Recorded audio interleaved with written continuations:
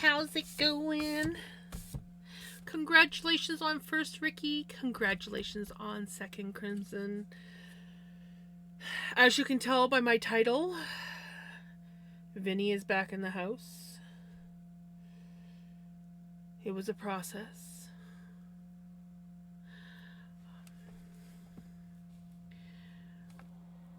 He's still not talking to me, but he's in the house. Oh.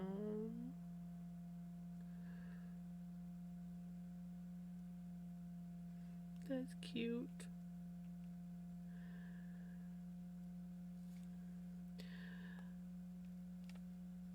So, yeah, I lucked out this afternoon. My camera notified me that he had gone into the porch, and I was over in my camper playing my game, and I managed to get over here while he was still in the porch, and he saw me and kind of froze, and I was like, "Hey buddy, how you doing?" And he hissed at me, and I'm slowly closed the porch door, so he was stuck in the porch.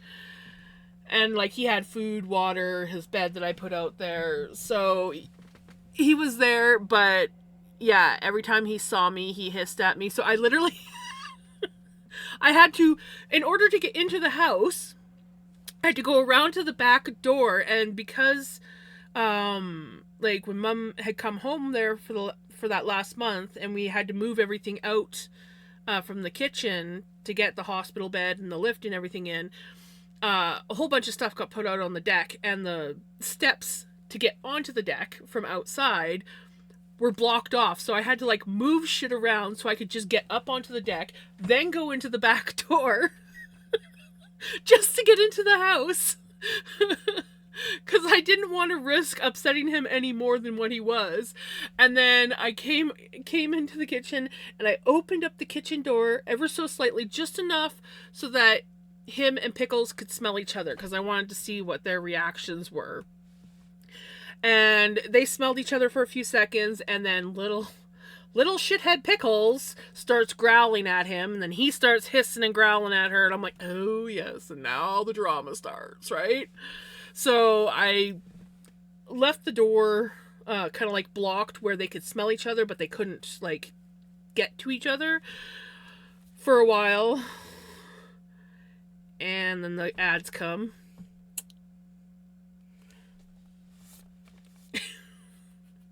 Damn ads. Also, congratulations on third dork job.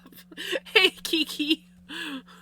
Hi, actively frogging. Oh no, what are you frogging? Hopefully nothing important.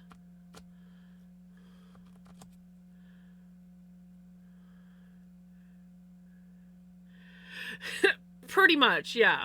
Pickles is very much protector of Mama when Vinny gets into one of his headspaces and gets mean to Mama. Pickles does not put up with that shit. So yeah, she does not put up because Vinny has his moods where he gets in his head that he's angry, and he's not a very nice cat because something happened that set him off, and I'm to blame in that situation. He's like a typical kid when something upsets them. Not all kids, but you know how you get some kids there where something really upsets them, and they will take their anger out on their parent or a sibling, like it's their fault, even though they didn't do anything, just because they don't have any other way to direct the anger. That's kind of how Vinny gets. And so he takes his anger out on me, and Pickles is like, oh, hell no. Don't be mean to Mom. And she'll go and put him in his place. Then he's upset with her. So then he's upset with me, and he's upset with her.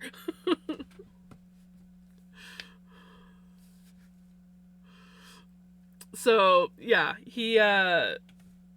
but yeah, he's, I woke up at 5 o'clock this morning, again, and I missed him by half an hour. of coming into the porch, but I was like, well, I'm awake. I have to go to the bathroom. I might as well just go over. And so I came over, and I didn't see Vinny anywhere. I don't think. No, I didn't see him anywhere, but then I heard a cat fight. Like, and I'd only been in the house like maybe half an hour, and I heard a fucking cat fight outside, and I'm like, fuck. And I go outside, and sure enough, right in my neighbor's yard, one of the neighborhood cats, like, they heard me coming. They take off across the field next door. Vinny goes running and goes into the greenhouse. And so, like, I don't think they got into a bad fight. I didn't see any wounds or anything. Vinny is back in the house. Yeah. He's currently hiding on top of the dryer, but it was a process. But yeah, so I opened up the greenhouse door, and he immediately was like hissing and growling and stay the heck away from me kind of thing. And then, I talked to him for a little bit, and then I left because he wasn't calming down. And then I went back a little bit later when it was raining, and I was like, well, it's raining. He's probably not going to go out in the rain to get to the porch to get his food. I'll bring him some food and put it in the greenhouse for him. And, hey, Kaz! And, I couldn't see him in there, so I don't know if he was actually there. He could have. He hides pretty good. And there's lots of places in there to hide. But I went and checked a little bit later on, and the food and the treats had not been touched. And I was like, okay. And then I think at that point, that's when I decided to go hang out with Mystique in the camper. And, yeah, I was there for quite a while. And then my notifications pinged saying that he was in the porch. And I was like, I doubt I'm going to get there in time, because it usually by the time I get a notification, he's been there and gone. But I very quietly left my camper, very quietly walked around the front of the house, up the ramp, and I was about halfway up the ramp, and he kind of like peeks around the door that I had left cracked open. And I was like, hey, buddy, coming up, and I get up to the door, and I'm like, how you doing? I love you. And he's like, die. So I'm like, I love you. Close the door. I'm like, you are now in the porch. Oh, but yeah. He literally just came into the house just before stream. I was actually sitting back here. I opened up the door enough that they could sniff and almost Pickles could almost put her head through. But I knew that she wasn't strong enough to open up the door. I left something in front of it, so I knew she wouldn't be strong enough to pull it open. But I knew Vinny would be strong enough to push it open if he wanted to come in. And about maybe 10 minutes later, if that, I was watching on the camera, because I put the camera on the floor out in the porch. He pushed the door open, and I was like sitting there listening to them like growl and whatnot at each other, but there was like no fighting. And I'm doing this as I'm writing the title for the stream. I'm like, well, there could be fights tonight, so I'm just gonna put that down. But yeah, so Vinny is back in the house. I feel like I might actually be able to sleep tonight. I am a little bit worried about him, because there was the cat fight this morning, and I don't know what else he's been in, because he's been out there, 3 days?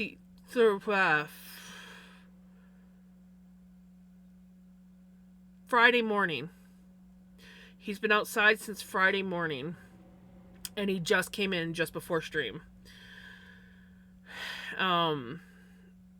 And I don't know if it's because he's just tired and stressed, but he keeps like kind of like blinking his one eye, and like it's maybe bothering him, but I can't get close enough to him to check to see if he is like physically okay right now.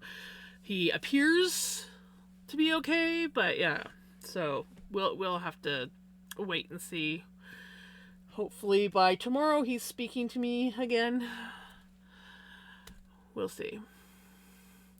Anyways, hubby is driving back from somewhere outside Canada, so he's back in town tomorrow. Or tonight or tomorrow.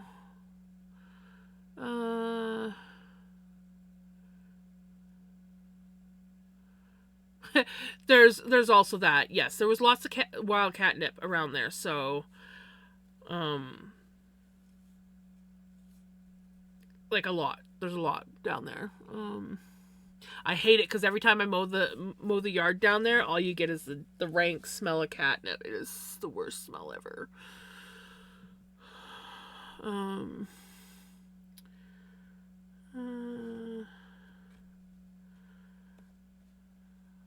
Honestly, I haven't been cheering. I've just been like this wave of relief, just like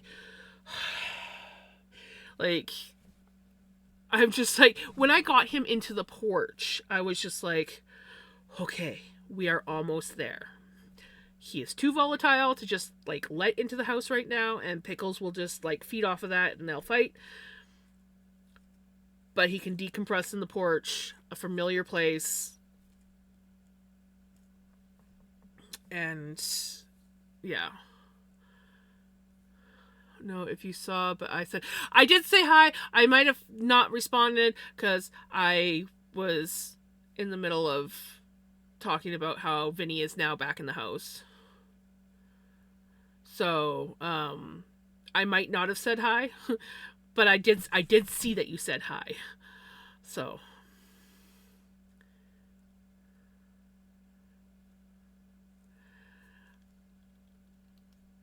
I don't know if she's clever enough to open up doors. I don't think so.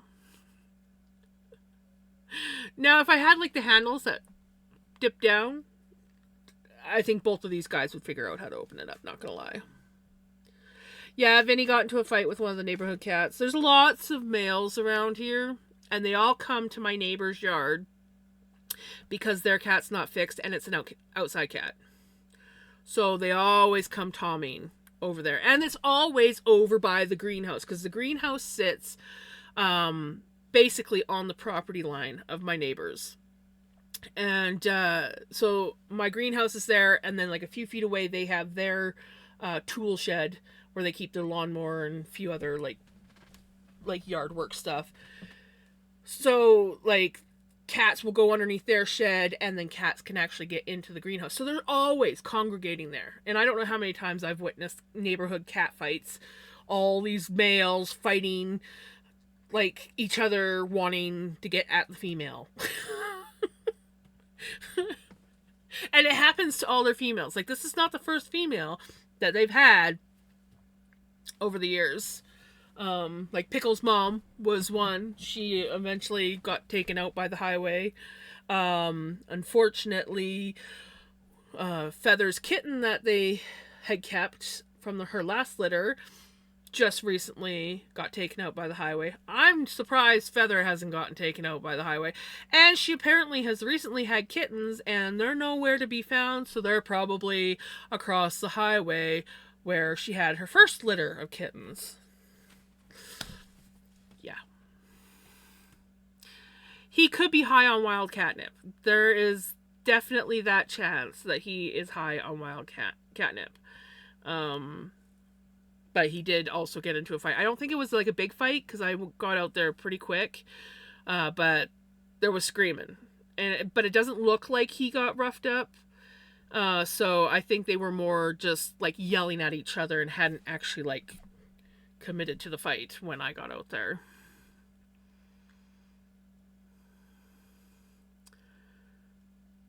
I will have to check that out in a bit, Crimson.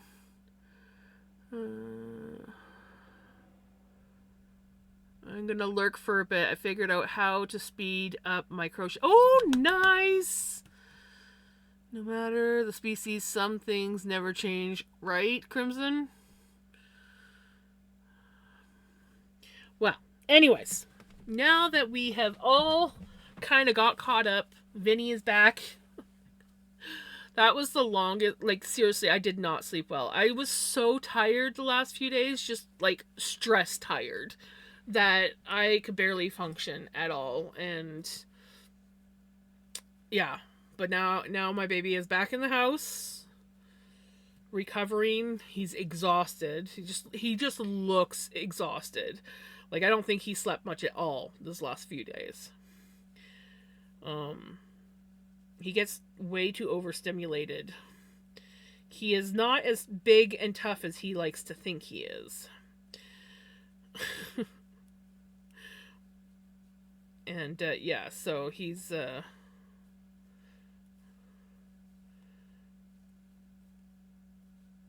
hopefully decompressing in the washroom on top of the dryer now.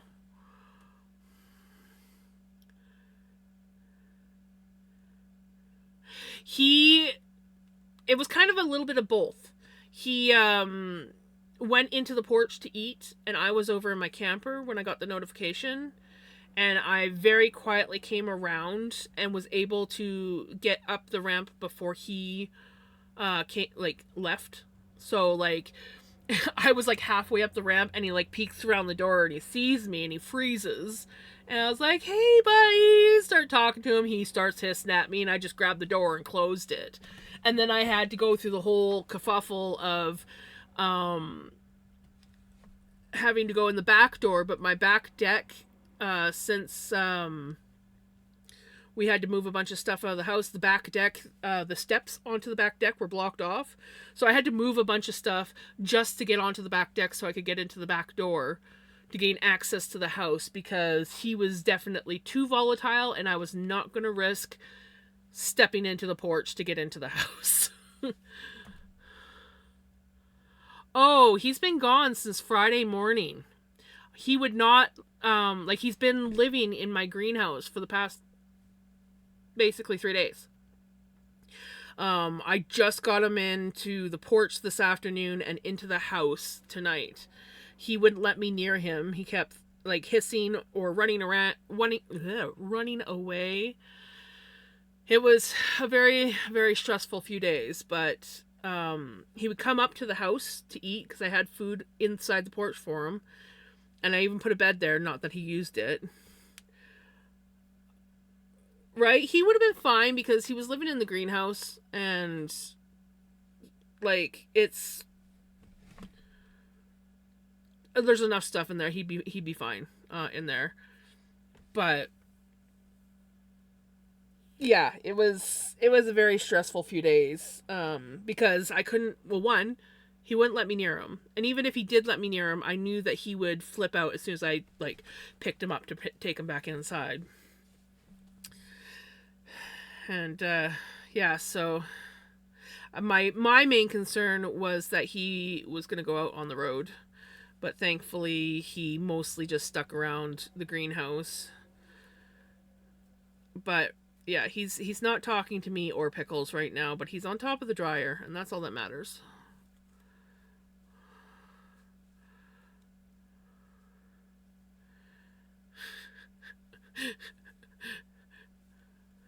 Crimson, I am not ready to read those words, let alone hear those words. It's a good thing I can't hear you say them. Reading them's bad enough. Hey, Cub, how's it going?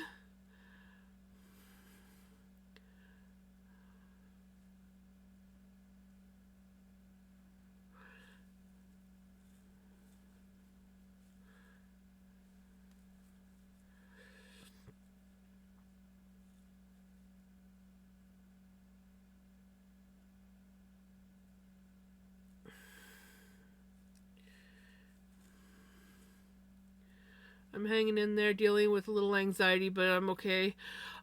Anxiety's the worst. Sending you lots and lots of positive vibes.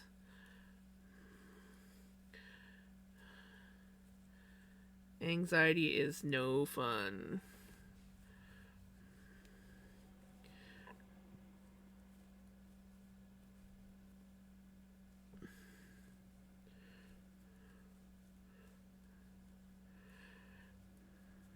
One thing that annoyed me today was when I texted my aunt to let her know that I got Vinny locked in the porch. She's like, and I was talking about how, he's not talking to me, and right now he's not talking to Pickles. And she's like, well, if you can't get him into the house, just let him back outside. He's an asshole cat anyways. And I'm just like, just because he doesn't like you and most strangers does not mean that he is an asshole cat. He is an awesome cat. I did not see your messages. You got Hydro! Yes, that's awesome, Gigi! That is awesome. I am super happy for you.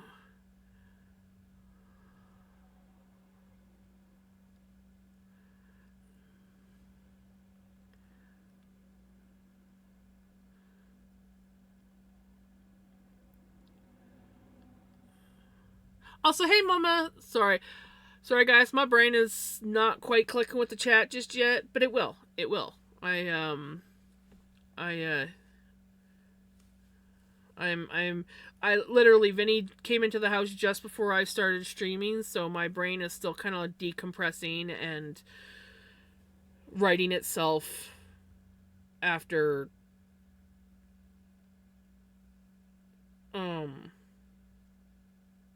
stressing out over the fact that my cat's been uh outside for 3 days straight.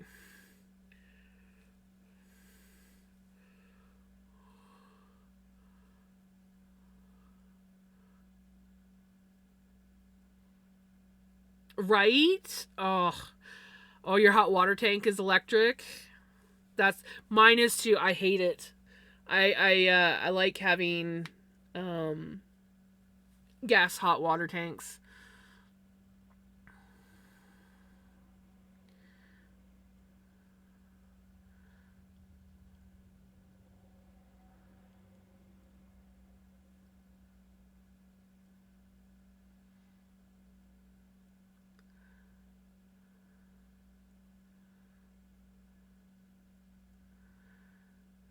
Go again, my mind. He is in. I managed to trap him in the porch this afternoon, and had to use the back door to get in and out of the house for a little bit until he simmered down, and then just before stream I was able to get him in the house. I tried earlier, but him and Pickles weren't seeing eye to eye, so they were hissing and growling at each other through the crack in the door. But they both seemed to like sort of simmer down by the time I came back over here to start streaming. And so I left it open enough that like if Pickles tried, she probably could have squeezed her head through. And I knew basically it was in Vinny's ball court because I know that she will overstimulate him and he'll run from her when they get into a fight. So I knew that I didn't have to worry about him attacking her. It would be the other way around. And I figured, well, if he makes the first move and they don't fight, it's whatever. And he came in, they growled at each other for a little bit, and then he went to the bathroom and he's on top of the dryer now. So, and I'm just leaving him in his quiet place.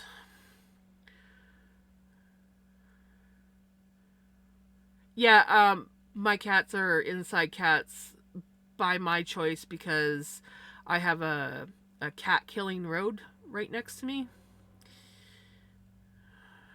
And but yeah, Vinny and Pickles got out Friday morning.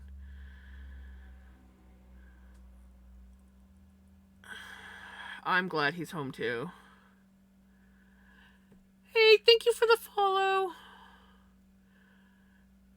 No fence jar, but it wouldn't really matter. Cats will go over a fence any day of the week. And I have too many trees and bushes on the edge of my property that they just climb.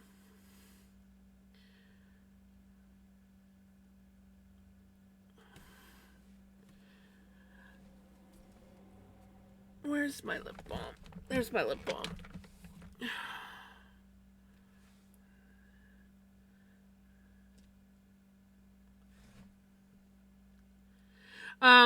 My aunt and uncle have a fence that works pretty good for cats. And when they first started, they had an electric wire on the top of the fence and one down below, because their one cat was the digger and their other cat was the jumper. The one cat, the jumper, never tried climbing the fence because they had left it loose enough that it wobbled. And the digger cat only dug once and never again.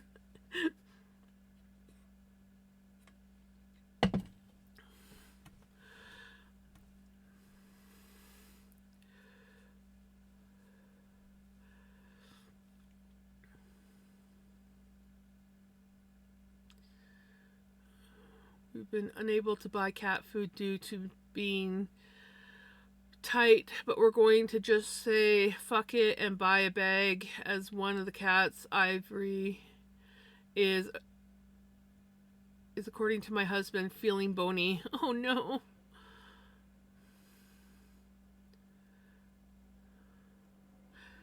How have the cats been doing? Because you used to feed some neighborhood strays, right? Are you still doing that?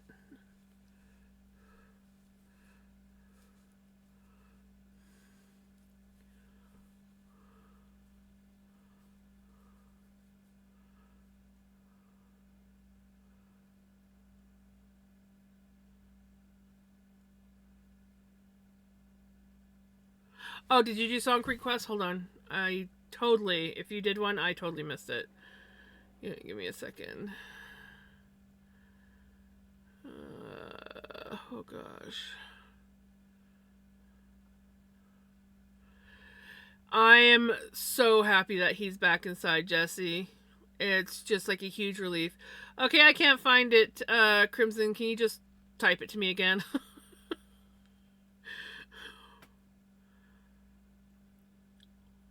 We got all seeds in the ground here at my... Oh, nice!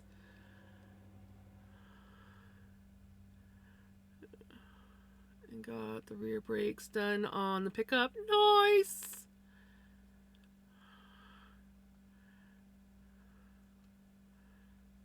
There we go.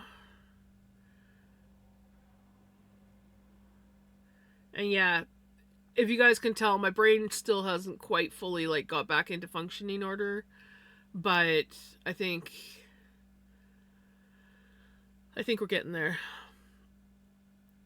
Oh, I didn't get the song queued in time.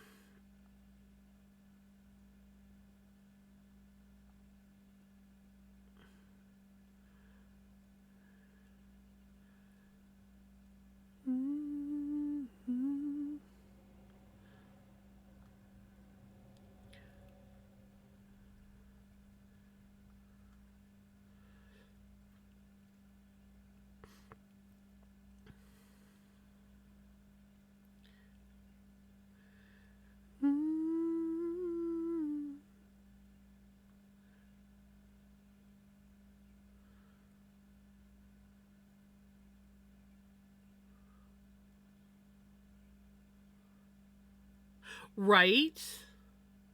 100%. There we go.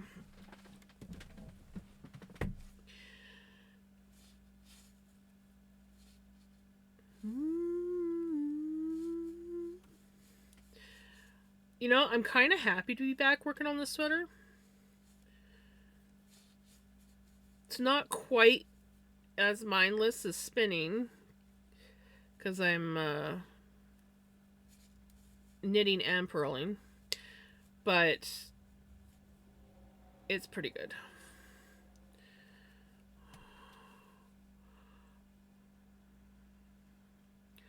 My brace on my wrist makes it hard to reach under my monitor.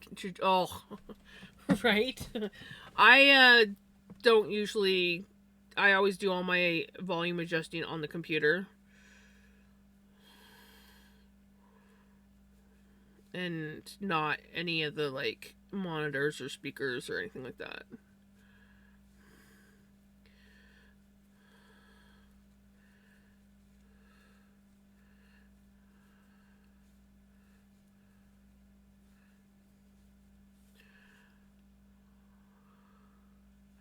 Ooh, what kind of soup did you make?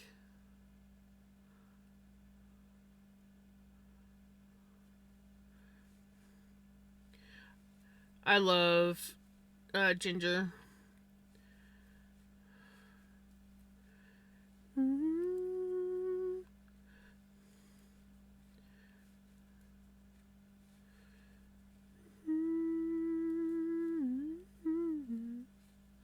Cheese! Cheese is good! Everybody said cheesy! Yay! Chicken macaroni soup. Homemade? Sounds homemade. So I'm going to assume homemade. I think I remember you talking about you were going to make a chicken noodle soup.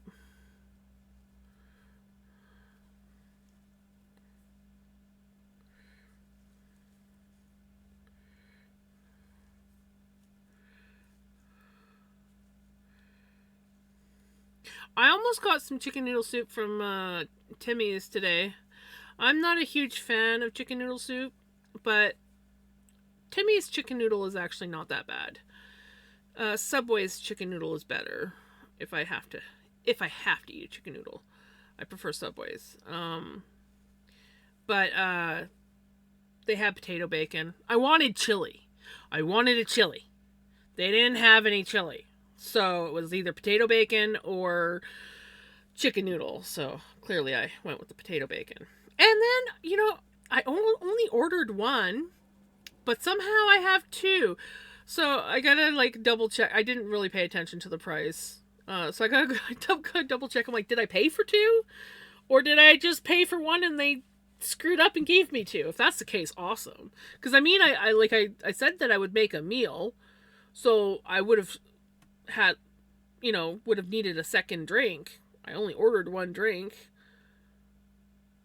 But I was just like, whatever, if I paid for two, I paid for two. That just means I have a nighttime snack when I get home.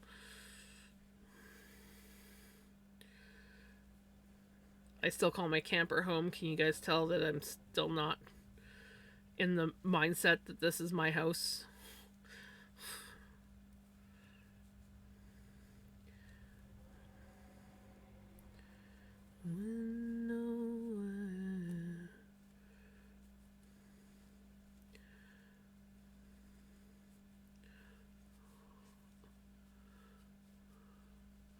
See, I am not a cheddar broccoli or a cream of broccoli. I do not like broccoli in soup. There's only one cream of broccoli soup that I can eat, that I can stand, and I wish I could remember the brand of it, but it was like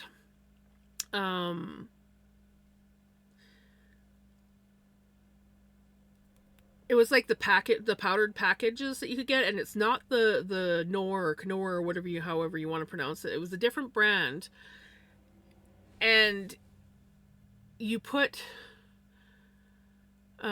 fresh broccoli in it, and basically it was just you dump the package in with some milk. I don't even know if there was water. Milk and butter, I think, is what they had in it. And then you added broccoli into it, and it was so good, so yummy. And it did not taste like the nastiness that most broccoli soups taste like. No, it's not Campbell's. It's a powdered. It's one of the little powdered packages, but we could only ever find it at our one grocery store, and we never paid attention to the brand, and then we couldn't find it anymore, and we were kicking ourselves because it was so good.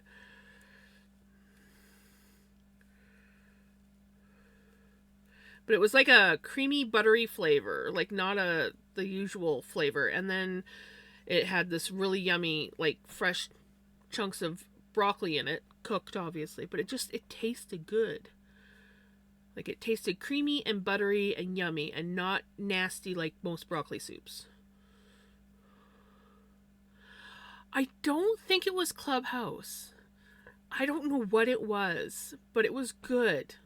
If you ever find a packaged one where you basically just add, I think it's like milk, there might be water in it, the package, and then chopped up fresh broccoli, there might be butter in there too, but I think it's just the milk, package, and then chopped up broccoli. Anyways, if you ever find that, one that's made just like that, let me know, and I'll see if I can find it, because I just need to find out the brand. potato leek soup is pretty tasty, not gonna lie.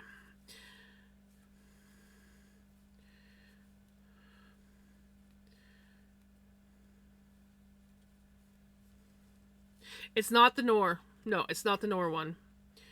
That one I do know. It's not that one. And I do not like that one. I'm extra, like I said, I do not like broccoli soup, but this one here I really liked. And I hate that we never paid attention to the brand because we have yet to find, like, or well, me now. I've yet to find it.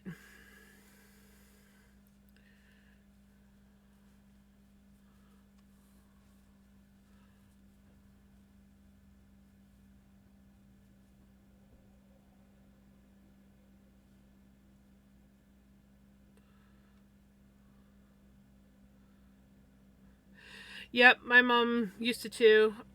I do it too sometimes.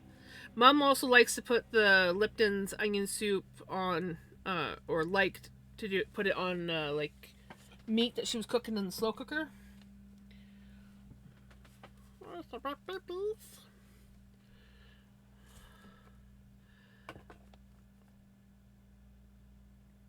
I don't think so, but does Lipton make the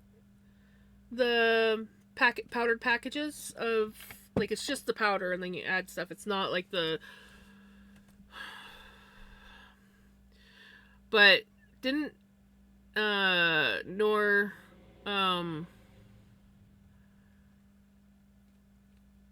take over Lipton, because that now they're all like the Nor sidekicks. I used to like those. I don't anymore. I overate them as a teenager and young adult.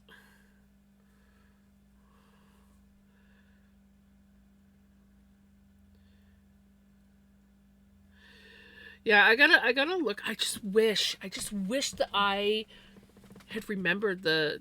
It could have been Lipton's.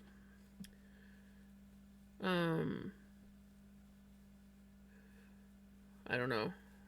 I just know I haven't been able to find one that tastes like it. We got it like 2 or 3 times, and then one day we went to get it and they didn't have it.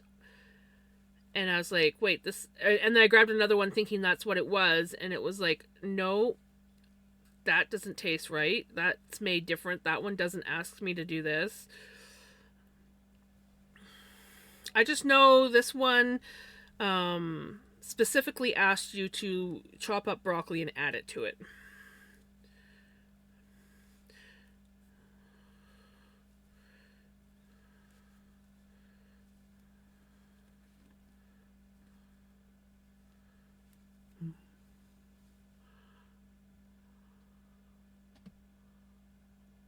The soup was just like, it had, honestly, like, it was like almost like a milky buttery flavor, the soup itself, and then it had like the broccoli in it, and it didn't have that overpowering broccoli taste that a lot of broccoli soups have. Like, I love broccoli. Like, tonight, just before stream, I ate like a huge chunk of broccoli with nothing. Like, I was just sitting there munching on it before stream. I love broccoli, but I don't like broccoli soup because it gets that weird taste. It gets the taste of how broccoli smells when it's been cooked and then sitting for a while. That's what broccoli soup tastes like to me.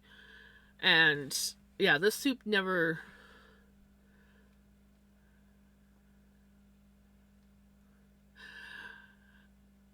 I don't think so, no, because the Nor ones taste like. Oh yeah, it was cream.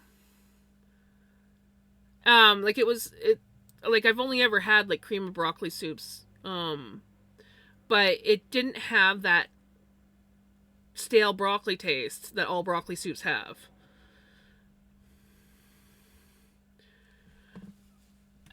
Why would it? Okay, no offense to Cheese Whiz. Cheese Whiz is okay, but I would never ruin my broccoli with Cheese Whiz. If I'm gonna put any kind of cheese sauce on my broccoli, it's going to be like real homemade cheese sauce, not Cheese Whiz. Cheese Whiz is okay for some things, but I would never, ever ruin my broccoli or my cauliflower with Cheese Whiz.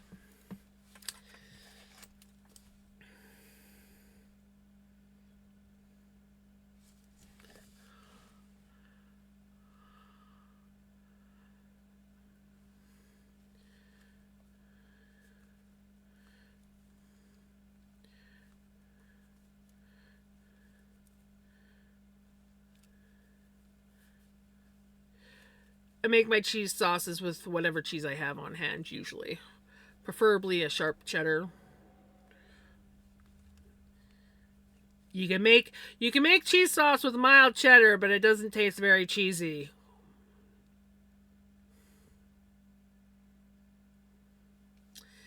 Cheese Whiz is good on some things, but nasty on other things. I will admit that I do like to put Cheese Whiz on hot dog buns as a condiment instead of like ketchup, mustard. But because Cheese Whiz is so expensive and I'm not a huge fan of it,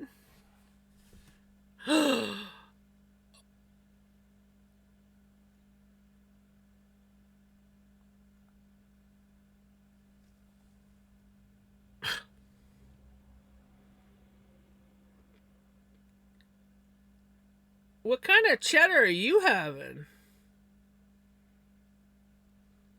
I have never had cheddar taste fatty.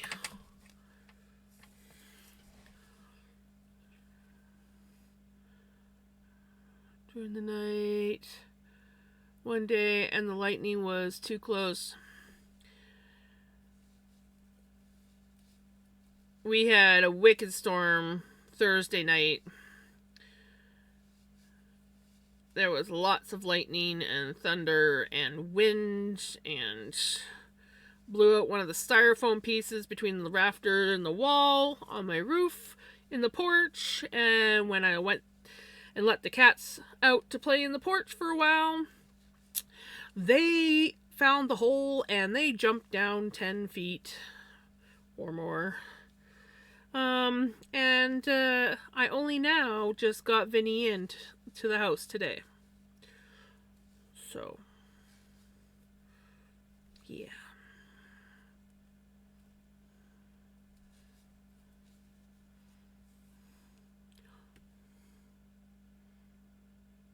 Okay, see, if I'm gonna get like cheese, I get good cheese, not that processed garbage that's in the dairy section. If you're buying cheese out of the dairy section, that ain't real cheese. That shit's so processed, it's processed and then processed again. Not quite as bad as cheese slices. That is just anyone that puts that in their body is just no. When I'm talking about like cheddar, I'm talking about the shit that you get in the deli section that costs an arm and a leg, but actually tastes like real cheese.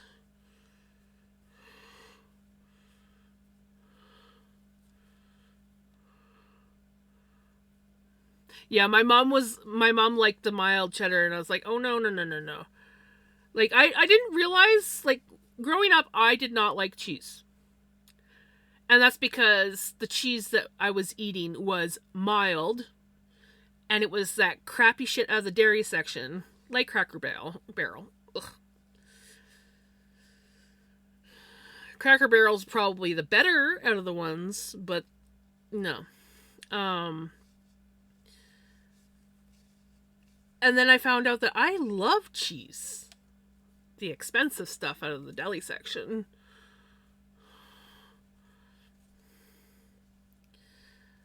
I mean, I will eat the other stuff, but it's not good. It doesn't taste like real cheese to me.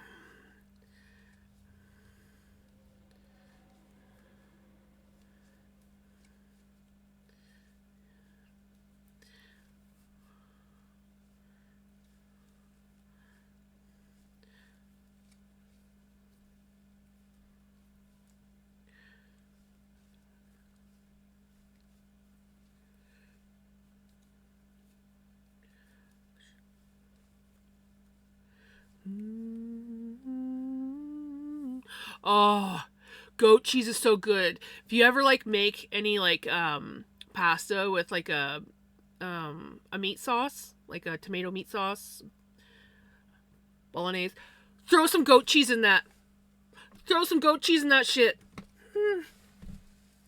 It makes it so creamy and yummy and delicious. Me and my hubby love doing that.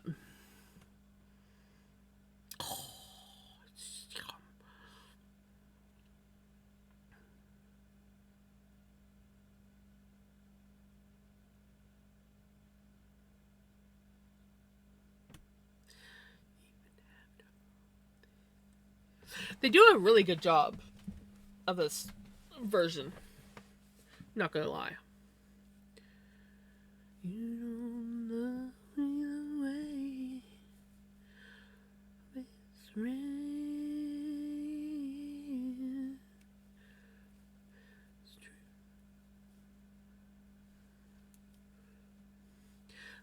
I'm like a bird, always fly away.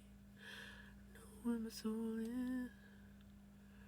I like goat brie. That's the brie that I get, is the goat brie. I find it better than the other brie. And so yeah, I have a love-hate relationship with brie. If it's too gooey, I can't eat it. So I prefer a little bit firmer of a brie, and I find the goat brie tends to be more firm, and I think that's why I like it so much. But yeah, if brie is too gooey, the texture sets my texture issues off, and I'm like, oh, I can't do it. Definitely a creamy pasta type gal, but my man loves his tomato-based pasta, so that would be a good... Yes, you definitely, next time you have a tomato-based pasta, put some goat cheese in there. Oh, so good. So good.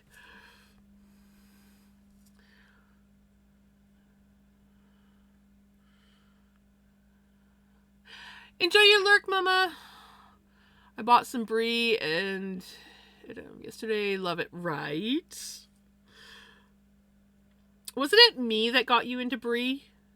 Or did you discover it and then you're talking about this cheese and you're like, I don't know what it is, and you were describing it and we were all like, it's brie.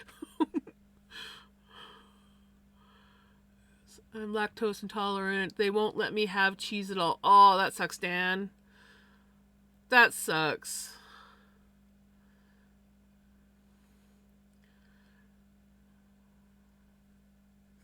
Don't eat me! Now I'm having ideas of how to use it right retro.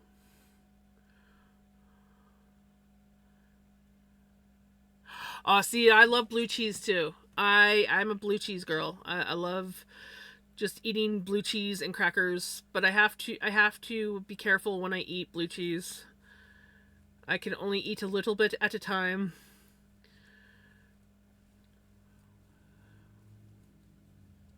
But I love blue cheese.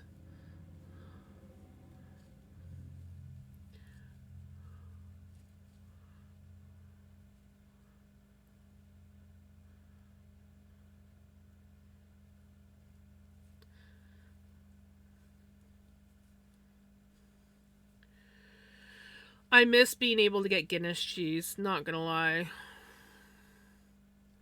I wonder if they still sell it in Fernie. Just make a stop off on my way home from visiting my brother. Be like, yeah, I'm gonna take a hour and a half, well, probably be a good 2-hour detour by the time I go there and back. Just to pick up some Guinness cheese from the deli.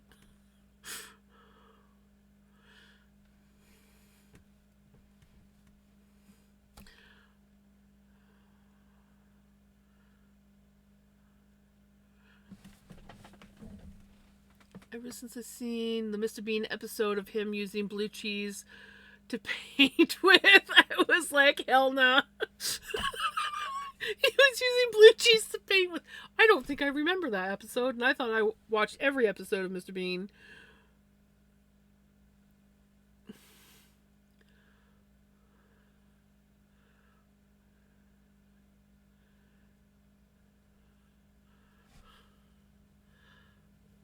Mr. Bean is awesome. Anyone who hates Mr. Bean does not have a sense of humor.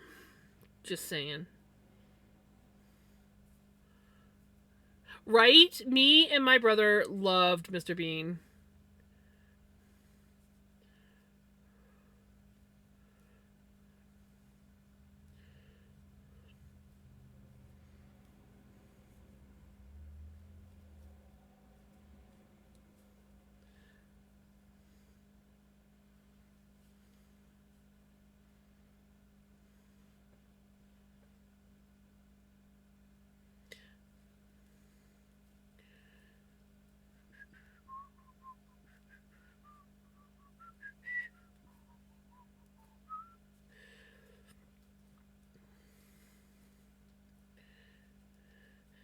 The stinkier the cheese, the better the cheese.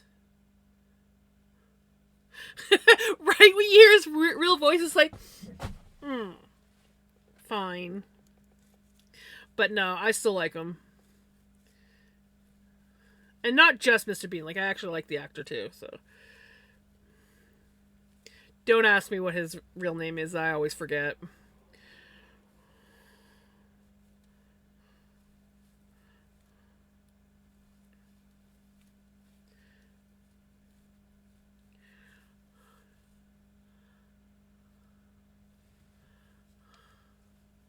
Thank you, Crimson.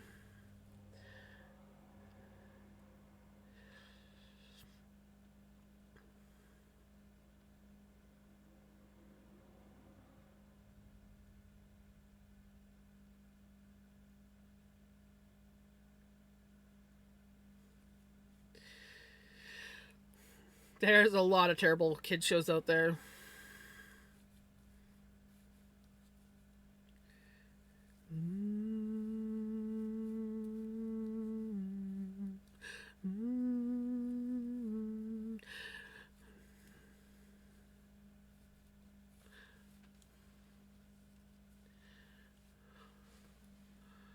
Anyone else find The Rock off-putting?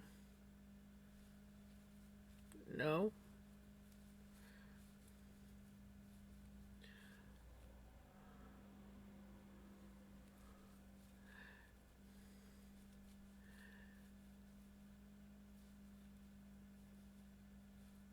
I forgot about that, actually.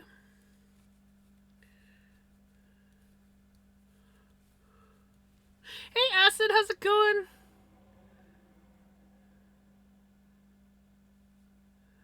Oh, you're too young for that then if you don't know who Mr. Magoo is.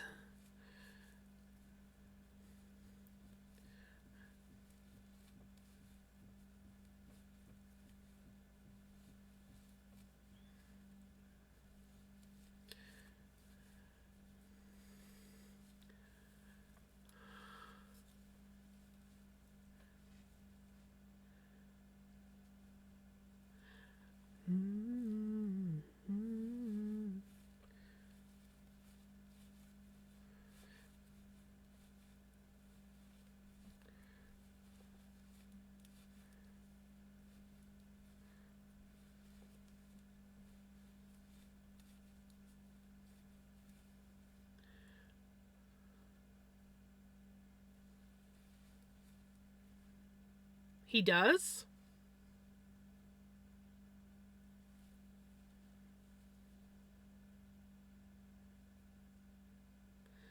How does he always play the same character? I mean, I haven't really paid that close attention, but he has some movies that are better than others, but I honestly don't mind him as an actor.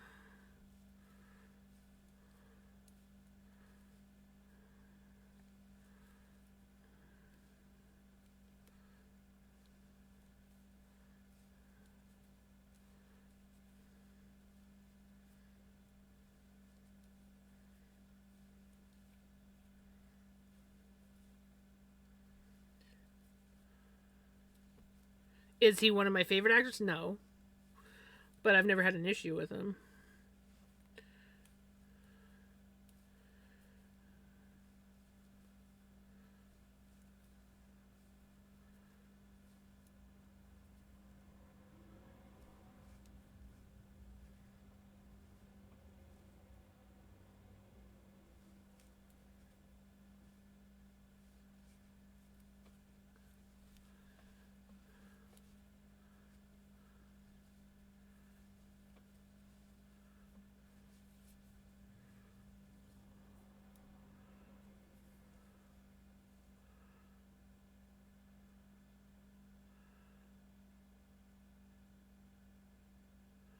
It was gross today because the main kitchen was too lazy to do scrambled eggs for me, so I got a large bowl of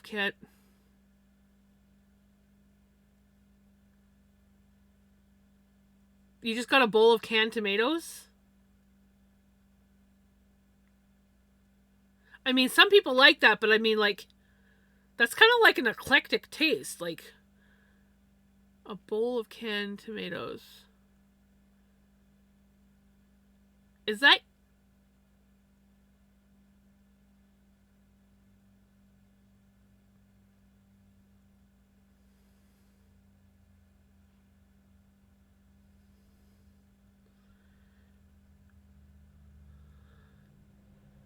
Canned tomatoes are nice. You want them cold, and you put like a little bit of salt and pepper on them, and eat them like that. They're not bad, but you want. But it's like an eclectic kind of taste. It's not.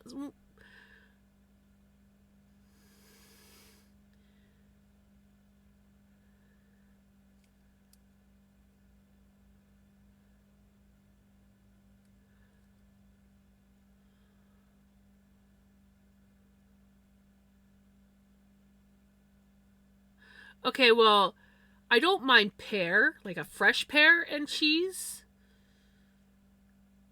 The mayo, no. Um, Sorry. Canned pears and cheese, though.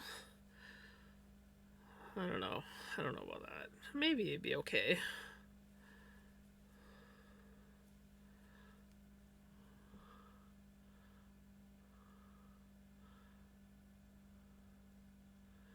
You want something else to go with the canned tomatoes. That's not a main dish. It's exactly.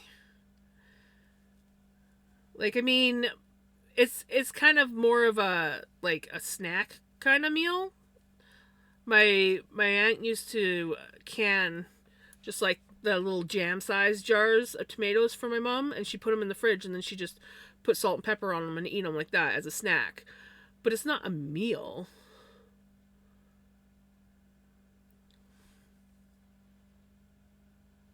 Like, tomatoes is not enough to like sustain you. You need like tomatoes and a hash brown. That is not enough to sustain you for a breakfast. There's no protein in it or anything. It's just there's nothing to like stick to your stomach. To, that's just kind of like that's like here. This will like sustain you for half a second.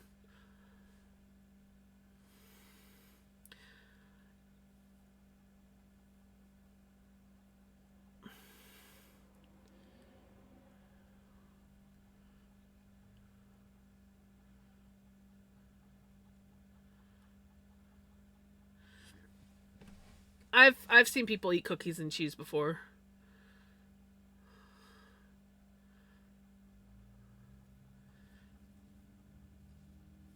Trail mix is good. I like trail mix.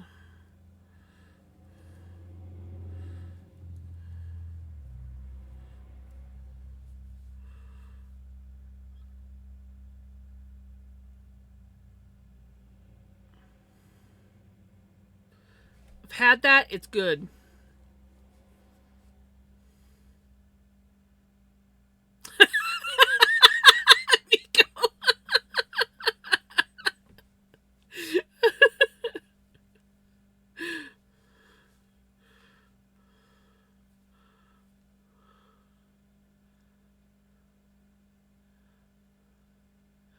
Yeah, I used to live with a vegetarian, so we used to try a lot of unique vegetarian, vegan foods. Thank you for the follow. Welcome on in.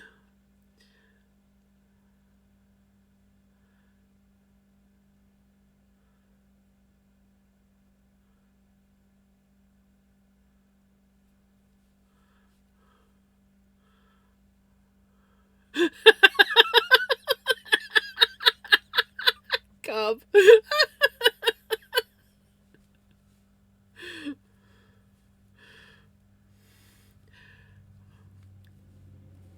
There is one thing that I have not been able to bring myself to make ever again, but the night that I ate it, it was the most delicious thing in the world, and it was Kraft dinner or Kraft macaroni and cheese for those that don't call it Katie. And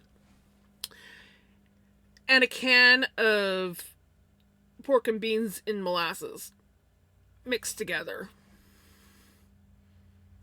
It was delicious, and I ate the whole entire thing.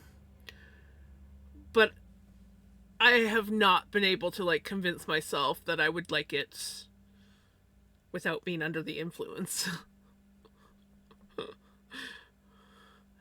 Have a good night, Gigi. You take care.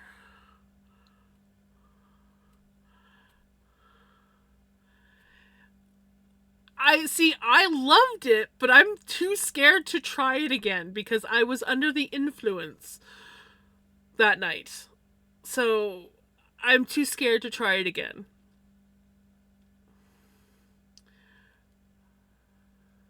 One is about ready to give birth soon. The other one is going to give birth in October. Nice! I'm the only one who is lactose intolerant in my area of the building, so the care aides let me have like half the container of the lactose free ice cream. Nice! Well, that's one bonus.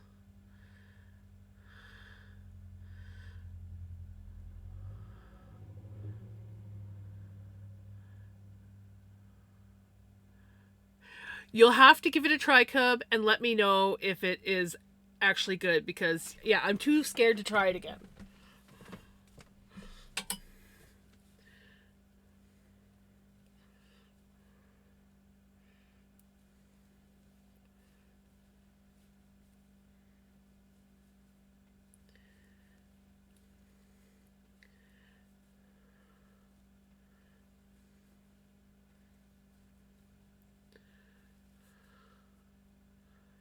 They are both comfort foods, but yeah, I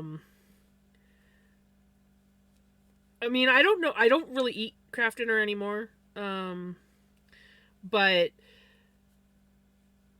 yeah, those were two foods that I basically grew up on. And one night I was extremely hungry while under the influence.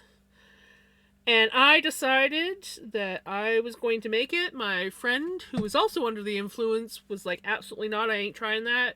And I was like, more for me, and it was good.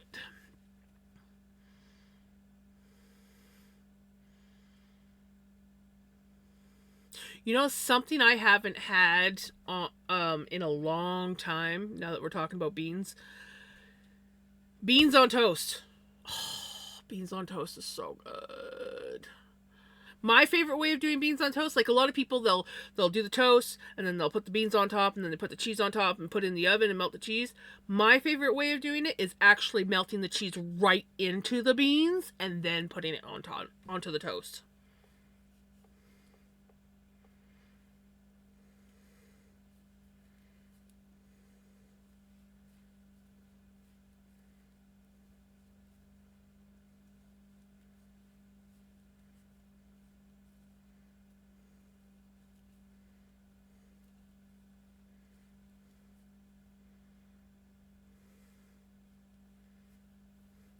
I used to put cheese whiz on my Katie as well, Crimson. Usually, like if my mom would buy like the off-brand mac and cheese, and the cheese was nasty. There's the no-name brand kind. The only way I could eat it was I would put the cheese powder in a dish with some cheese whiz and milk and a little bit of ketchup, and I would mix it all together, and then I would put it on the pasta like that. And it was the only way that I could eat it. Katie, like Kraft Dinner, that one I usually didn't mess with it too much. But if it was like any kind of off-brand, Western Family, No Name, anything like that, I would have to spruce up the cheese to mask the nasty cheese flavor that it was. Though I do like Annie's. Annie's is pretty much the only one I eat now because I find that Kraft Dinner doesn't taste as good anymore. Like the cheese, they did something to the cheese on Katie. Mayo. I just got an ad for Hellman's flavor mayo. Hellman's is the best mayo out there, hands down. There's no other better mayo than Hellman's. Just saying. Yeah, well, homemade mac and cheese is always better.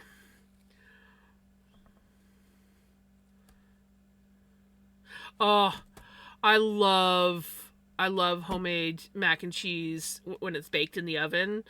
So good. The baked mac and cheese.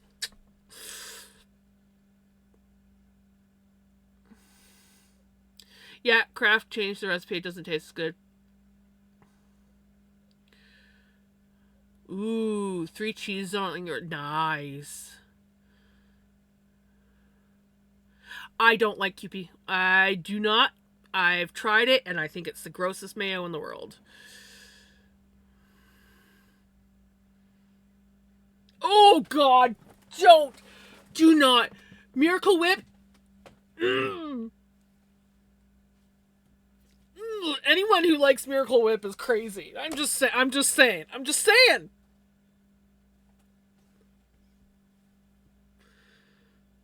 Ugh. It's like sugar and with a touch of vinegar. It's the grossest shit in the world. I don't know how anyone can put it in their body. I can like always tell when someone uses Miracle Whip. It's like take one bite. It's like ooh, pasta salad or potato salad. You take a bite. No, I ain't touching that shit.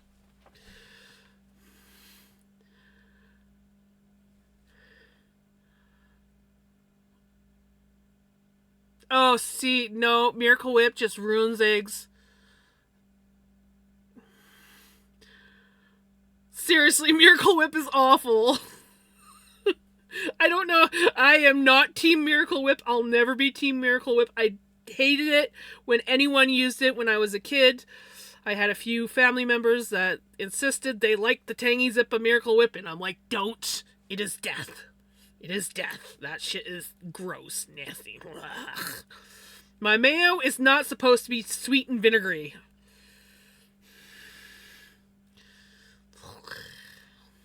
Even when people will do the half and half, they're like, "Oh, I mixed half and half." No, it's still nasty. It's nasty shit.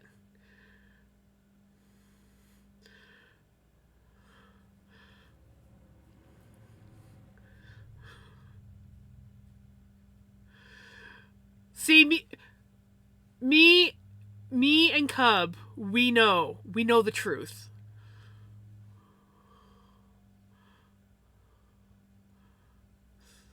Yeah, Miracle Whip is just sugar.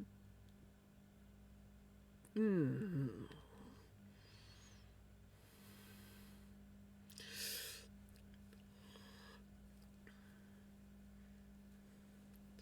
Dew comes true on a star.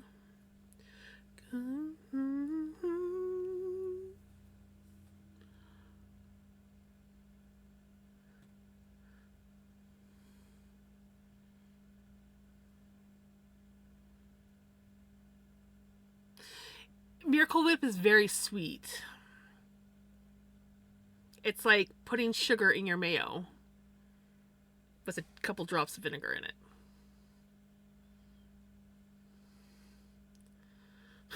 Vampires are not supposed to sparkle.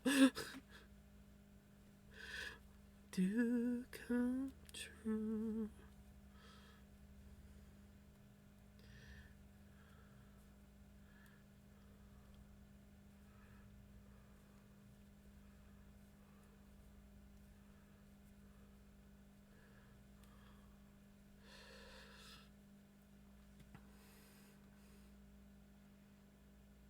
Yes, exactly. Hellman's mayo for life.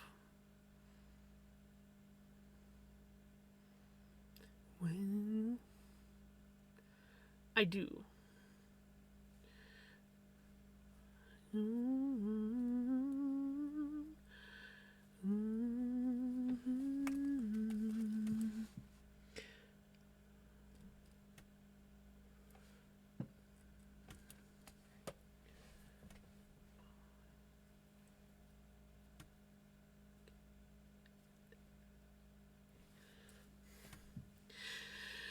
You guys have to like remind me to mark down my rows. I've been sitting here knitting and I'm like, oh shit.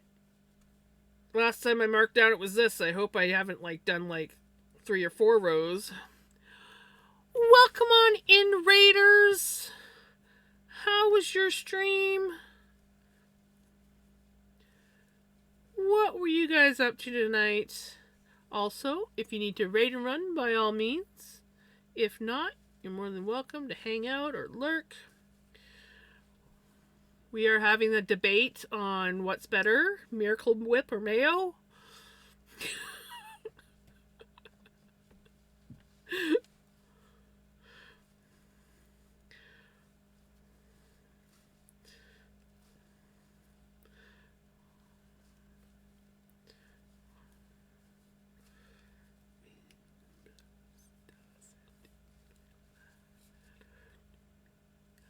I'm going to be munching on some chocolate cake.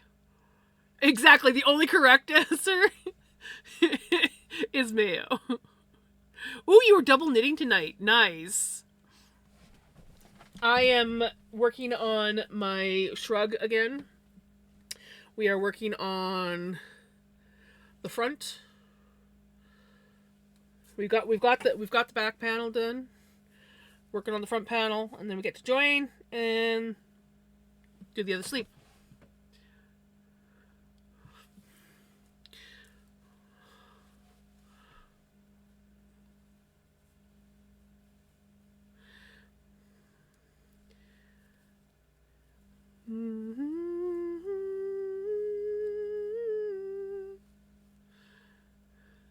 They are 2 different things.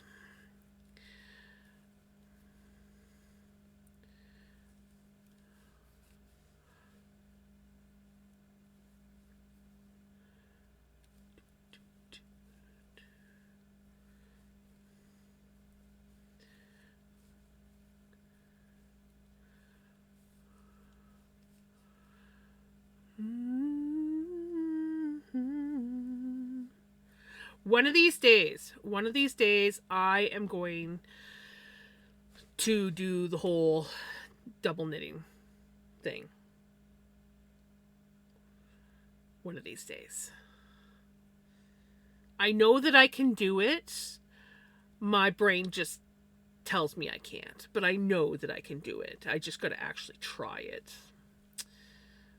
So, maybe by the end of this year, I should make this my thing.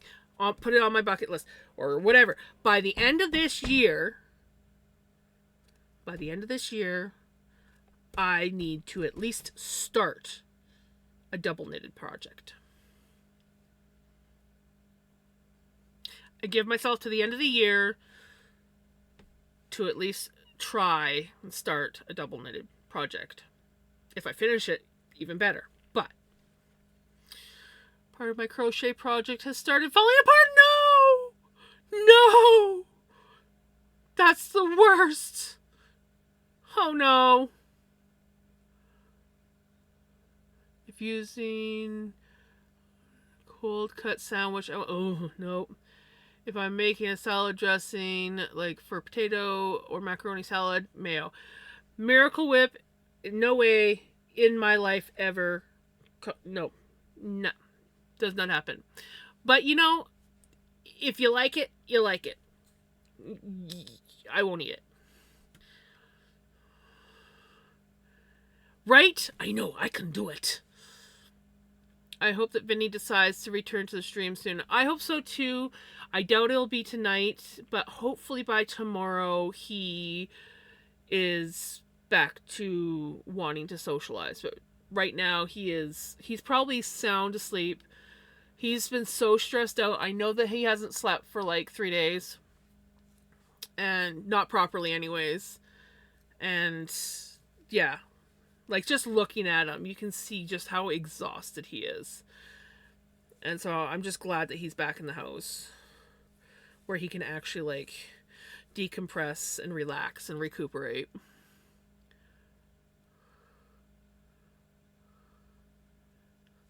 Sounds like a plan, Jamie. I will put double knitting. By the end of this year, I have to at least have started a double knitting project. Double knit project, however you want to call it.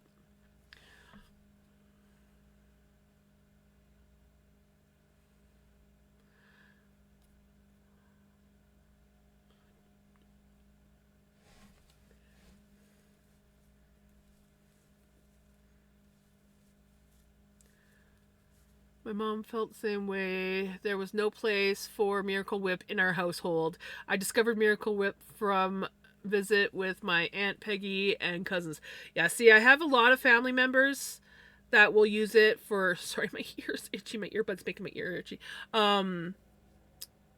That will use it in things like potato salad. My one aunt, they like Miracle Whip on their sandwiches and stuff, but they will also do like a half Miracle Whip, half mayo in their salads. But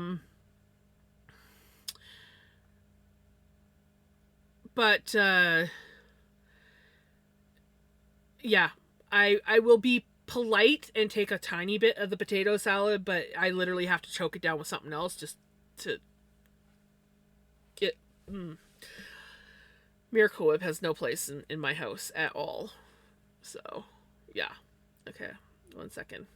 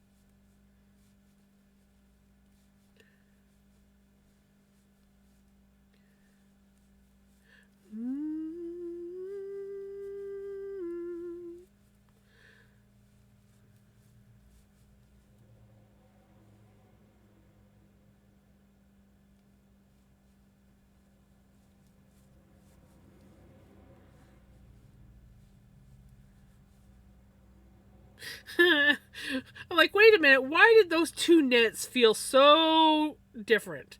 Because I accidentally purled instead of knit when I was supposed to knit.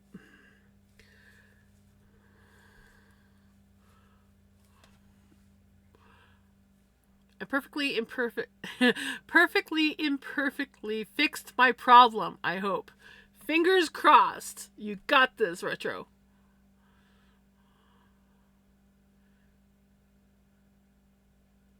It's Sunday. Tomorrow is Monday.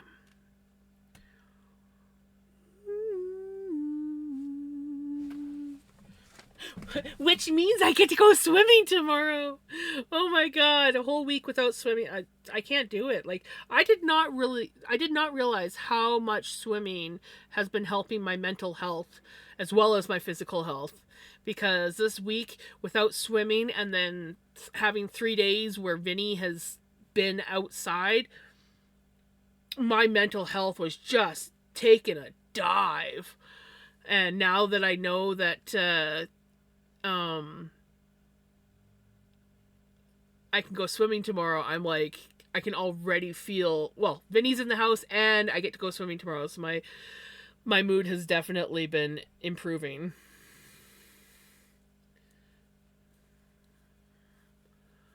I gotta go hop in the shower. Got 8 images or invisible mosquitoes or those. Oh,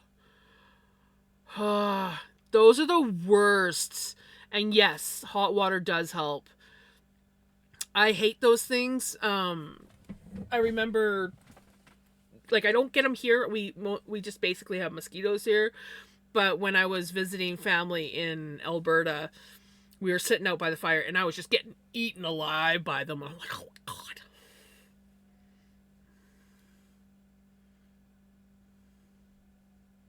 Oh, did I? Okay, Tuesday night. I wasn't thinking about the day.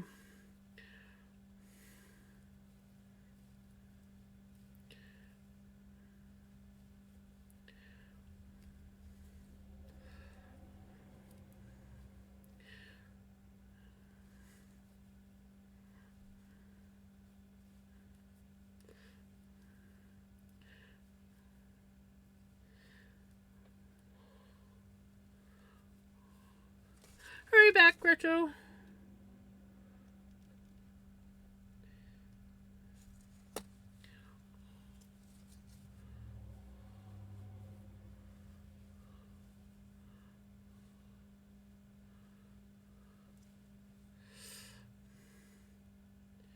Well, hopefully the hot shower helps and you can get a good night's sleep.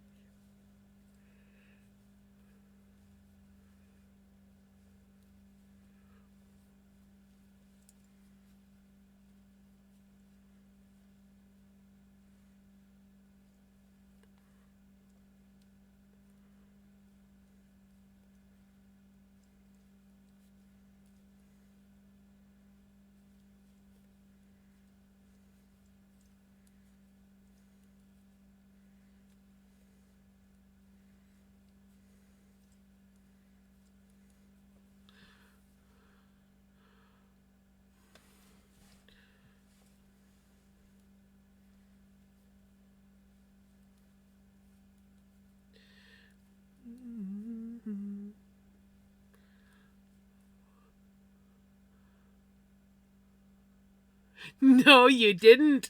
What kind of yummy yarn did you get?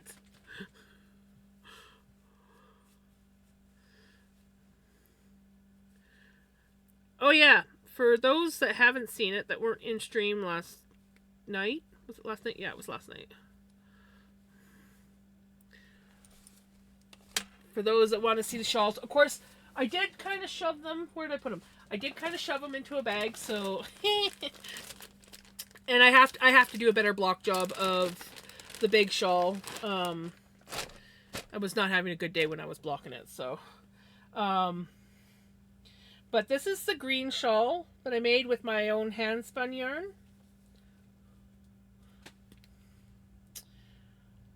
It turned out, it blocked beautifully. And for my first time blocking, I did pretty good on this one. Not gonna lie. My other one needs better work. But right. And then this is the finished shawl that I was doing. That one definitely just got shoved into the bag. But yeah, I also realized I made a couple more mistakes on this guy because see these these lovely points on the border. Yeah, there was supposed to be one of those for every one of these points. But I wasn't noticing that. I didn't look at the pattern very close. So I only put them on the long spikes. So it still looks good though. I'm leaving it as is, and when I reblock this, because I'm going to reblock it, I'm going to create some more like points on here. So yeah, it It just needs a little bit of better blocking. I was really putting very little effort into blocking this one because Vinny had, or the cats had gotten out and I couldn't get Vinny back in. So my brain wasn't on. My heart wasn't into blocking. It was a discontinued product by the Fiber Road to China Light. A sport weight 65% alpaca, 15% silk, 10% camel, 10. Ooh, that sounds beautiful. This one, oh, can't remember what it's called, but the pattern is in under my patterns in Discord, and it's a free pattern, and it's written as well as has the graph. And I made a fair amount of mistakes on this thing. I had to rip it out a few times in places, but I'm really happy, and I'm pretty sure I have enough yarn to make a second one, and I kind of want to make a second one now that I know where I made my mistakes and everything. And yeah, but it's not a high priority. Can you tell what yarn I care more about? Oh, it's acrylic yarn. I don't care. Shove it in. Oh, it's hand spun wool. Let's be a little bit more gentle with this one. I did a better job earlier putting it in.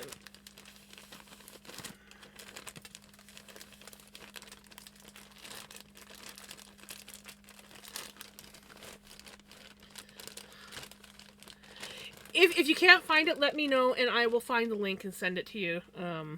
Because yeah, it's a super pretty shawl.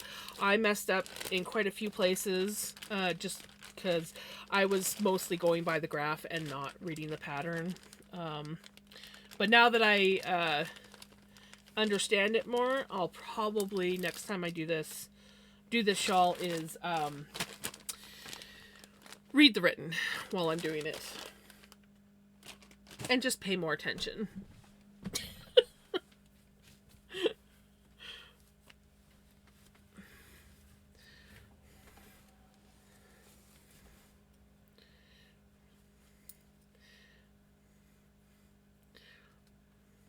I also want to start the second shawl when I do it with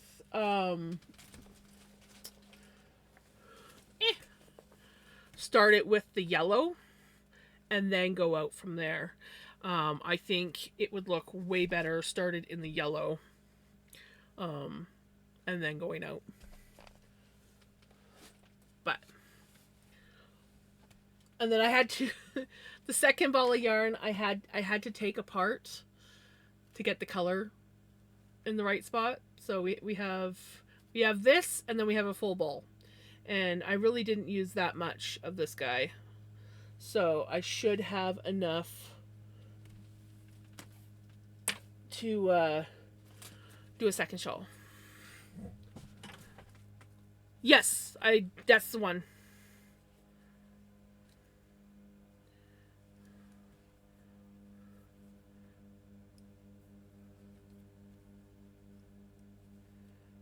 Got a little plane flying overhead.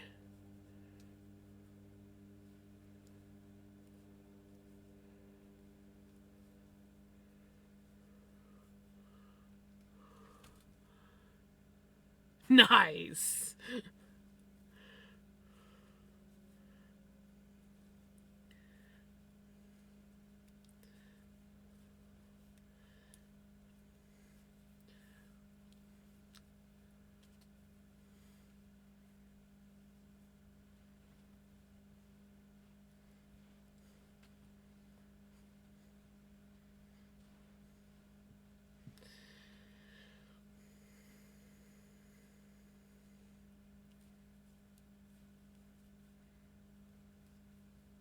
I am definitely progressively getting into a better mood as the night goes by.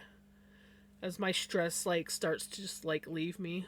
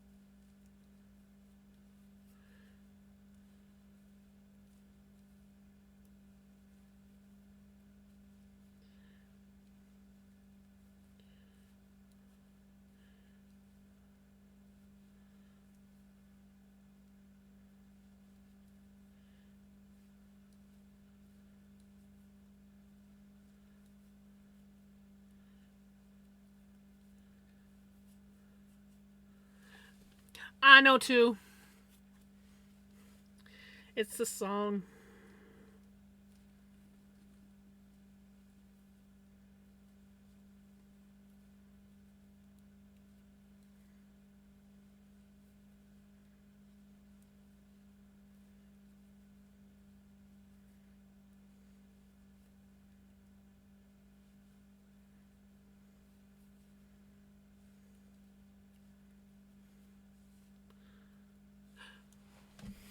Welcome back, Retro. Of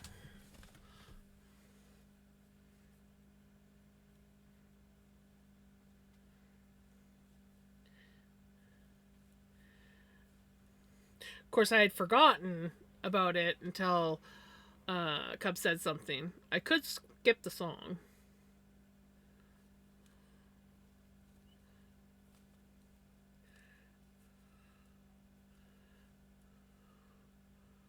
Hey, Tibbo.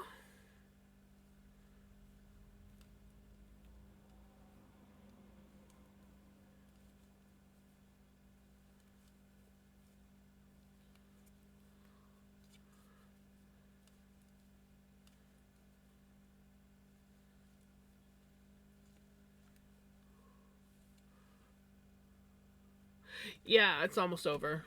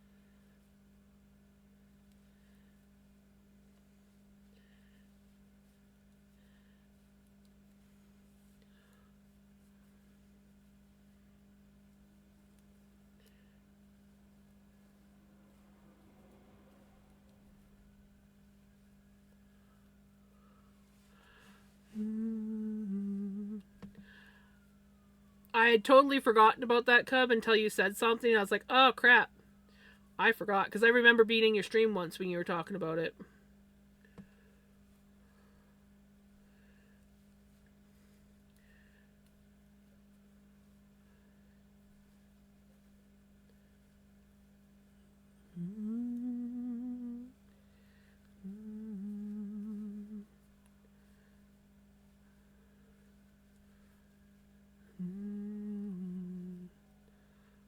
Right?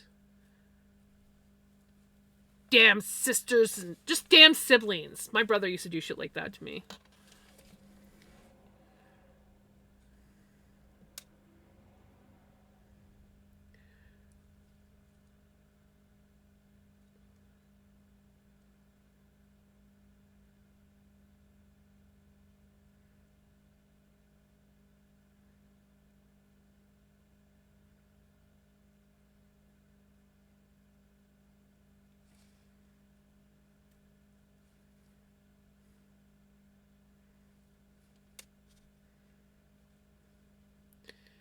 Yeah, I got on my phone to do something. What the heck was it?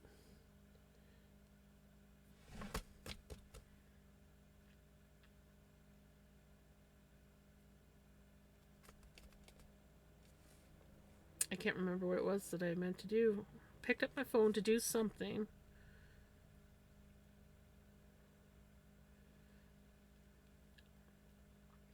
I give up. I give up. I don't know what I was going to do.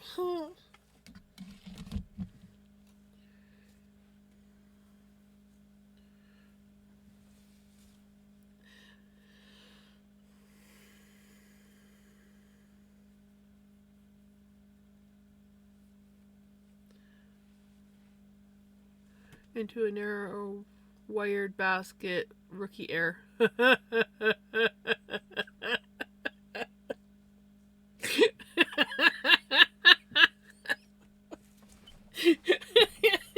sorry. That sucks.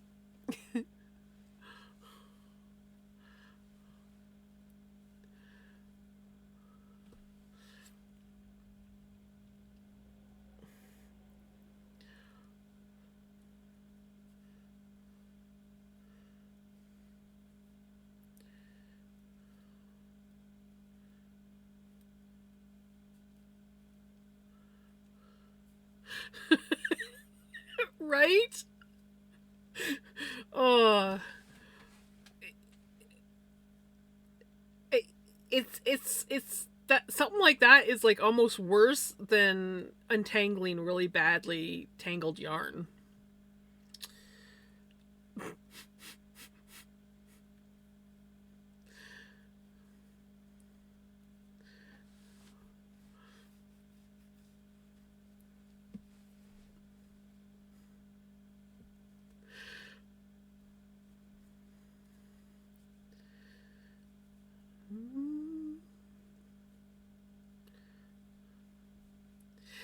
But hey, this is a learning moment.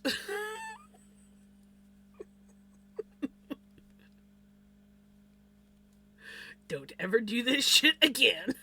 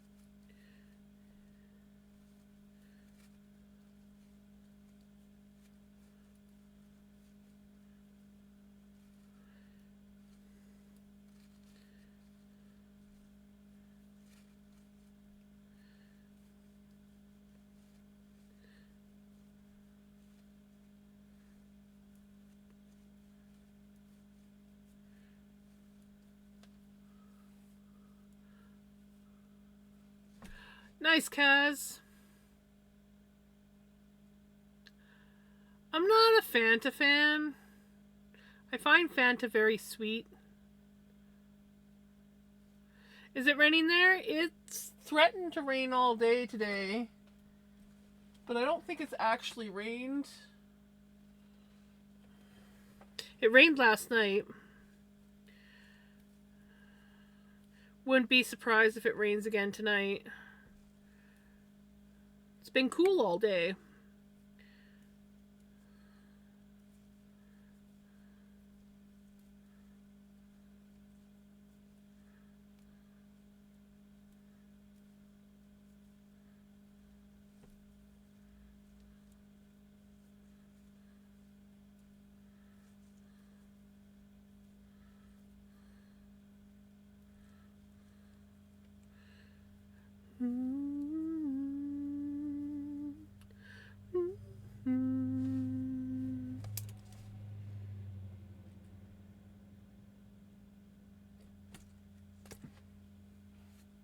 Cheese. Cheese is good. Everybody say cheese. Yay.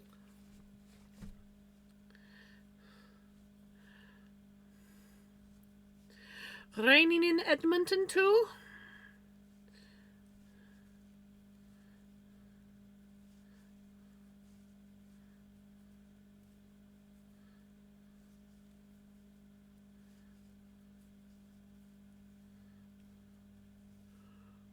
Hey, how's it going?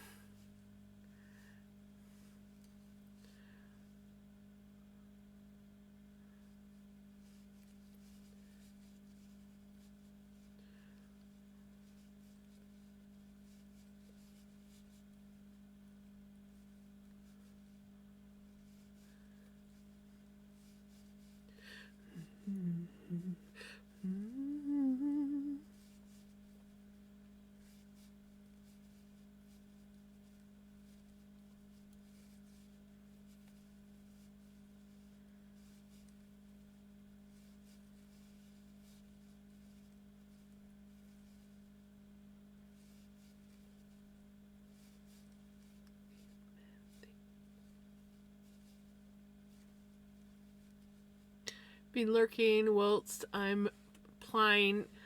You're implying hell. Ooh. Is it not plying very well?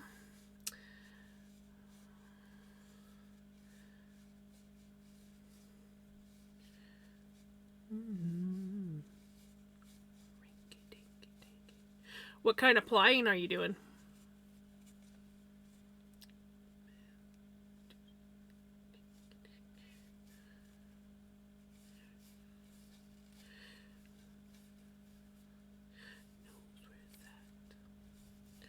Of course, if you're implying hell, you probably can't really type too much.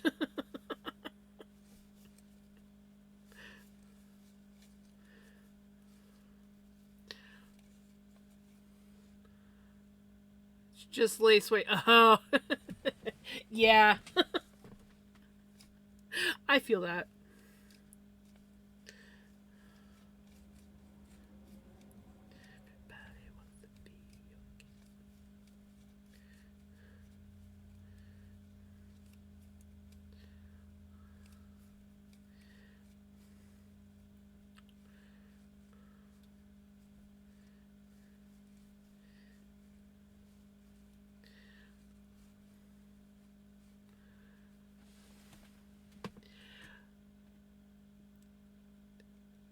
Lace weight can be tricky.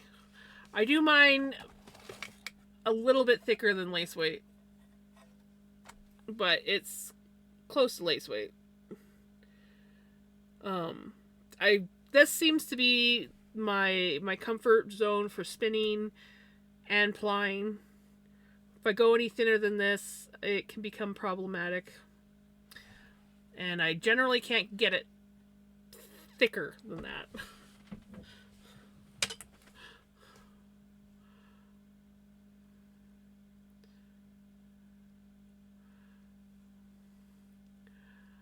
I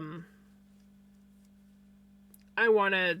I used to when I first got into crocheting. I would always start doilies with the nice little lace weight, but I'd never get very far. I didn't have a lot of patience back then, and I feel like I have a lot more patience now, and I would love to get back into doing like some doilies and stuff.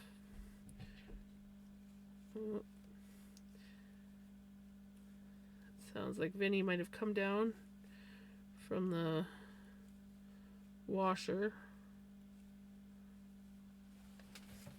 Yep. It was Vinny because Pickles is in here.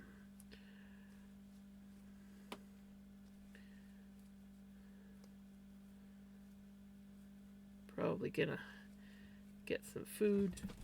Oh, hi, buddy. Are you loving me yet? Hi, baby. Oh, we're not done yet. Okay. Okay. I love you. He's got a little bit of a pet out of you. You got to see Vinny. I did not actually expect him to come in here. He's obviously, there's got to be. I feel like there's something wrong with his eye.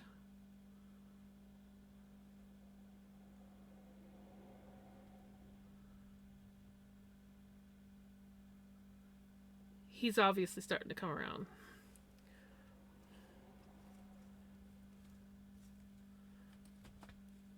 You leave him alone now. You leave him alone. Leave him alone. Pickles, leave him alone. Don't you bother.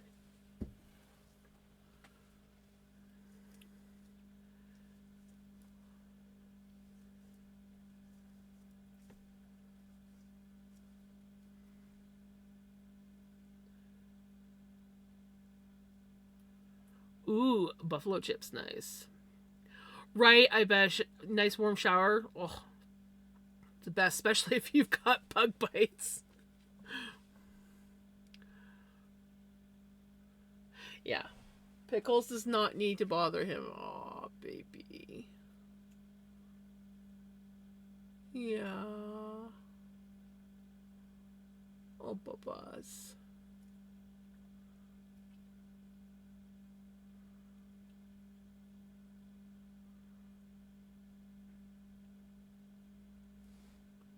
He definitely missed Mama.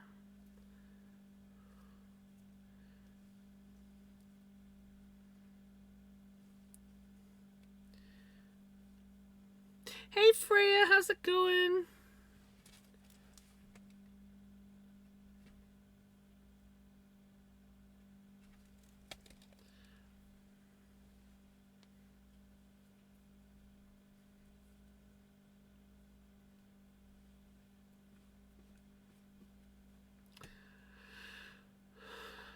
I need to use the fine crochet thread and the crochet soap bag. And a crochet soap bag.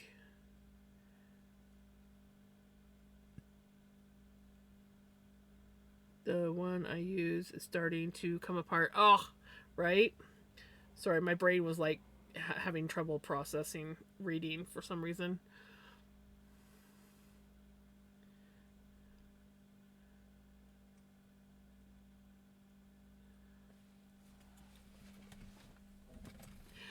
My favorite chip is Doritos jalapeno and cheddar, not gonna lie. It's kind of like my go-to. That or jalapeno and cheddar Cheetos. If you come up, Pickles, you can come up, but you can't go up and bug your brother.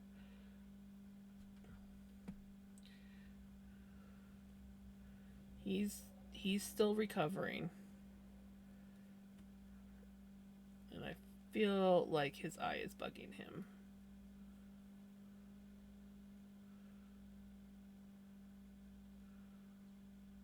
Oh, Bubba.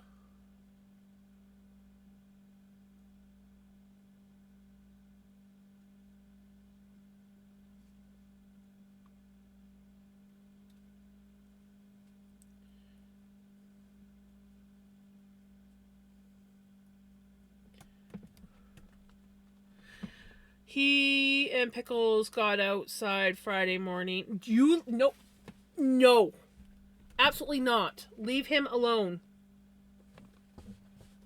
I mean it. Leave him alone. You're being a little bitch.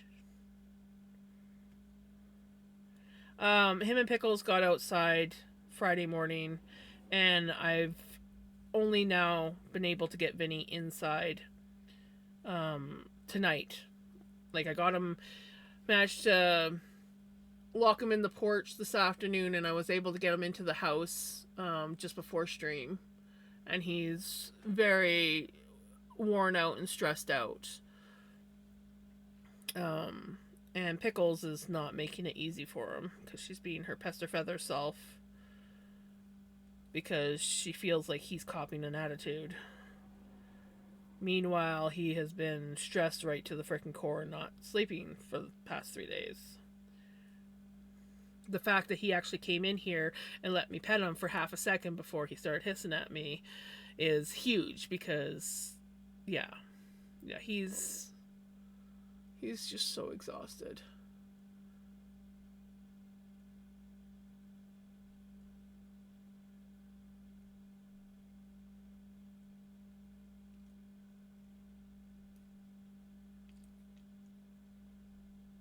He's shivering. Like stress shivers. He gets like that when he's like super upset. Yeah, you go back up to your closet.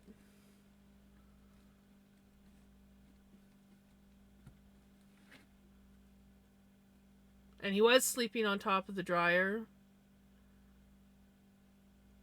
He did, yeah. He came in and he jumped up on the desk and he just kind of like looked at me. My yarn sort of got tangled on him. I untangled that and I pet him for a couple seconds. He was fine, and then all of a sudden he just started hissing and he went up to the top shelf, and he's just like instantly pretty much laid down and went to sleep. Like he's well, I don't know if he misses mom, but of course the mosquitoes bugging him. Poor guy's probably been eaten by mosquitoes for 3 days because of the weather that we've been having. The mosquitoes are really bad outside. I don't know. I don't know if it's a mosquito bite that's irritated it, or if it's just like a stress response. His one eye seems to want to close more than the other.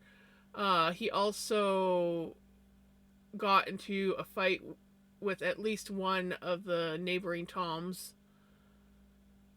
Go away, mosquito. Leave him alone. Poor boy. It's just getting eaten alive by mosquitoes. And I can't get up there to get rid of it because he'll freak out.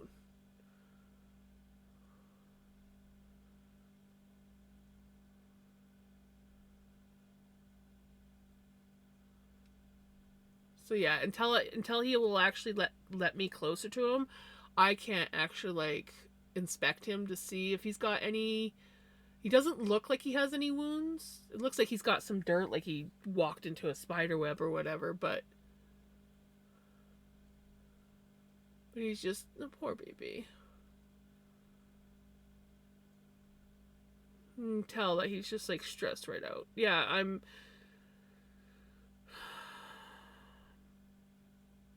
Well, Mystique's on her leave, but yeah, she's no problem. It was just Pickles and Vinny, and Pickles came in right away. After I realized that they were outside.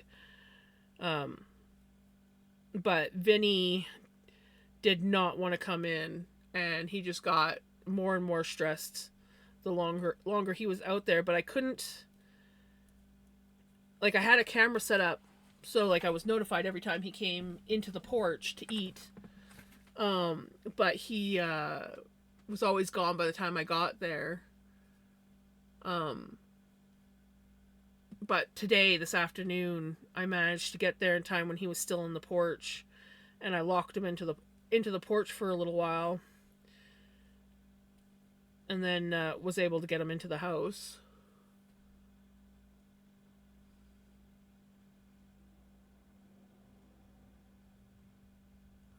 There we go. His shivers are starting to simmer down now.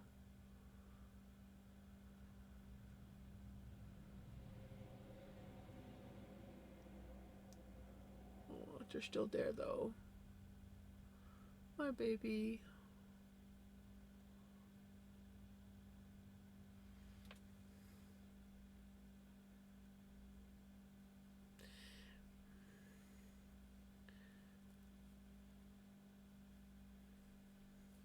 I just really want to hold him and cuddle him and let him know that he's safe, but I know that he's not ready for that yet. Yeah.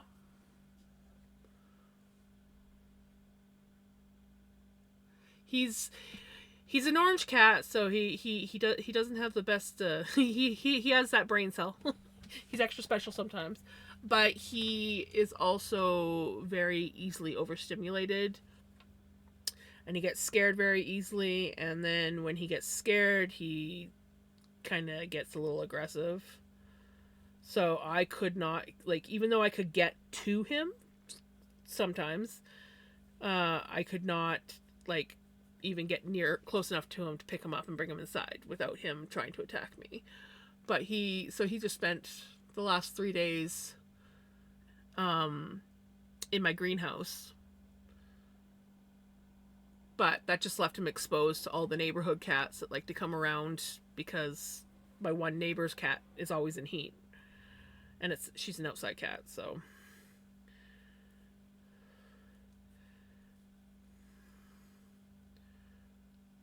so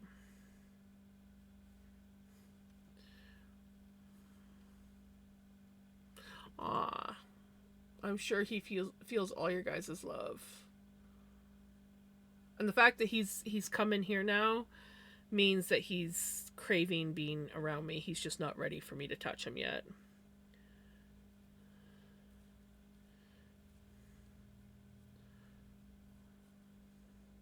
Which makes me feel good because sometimes when he gets really upset, it takes days for him to let me touch him again. Right. Hugs of Vinny. My babas. Yeah.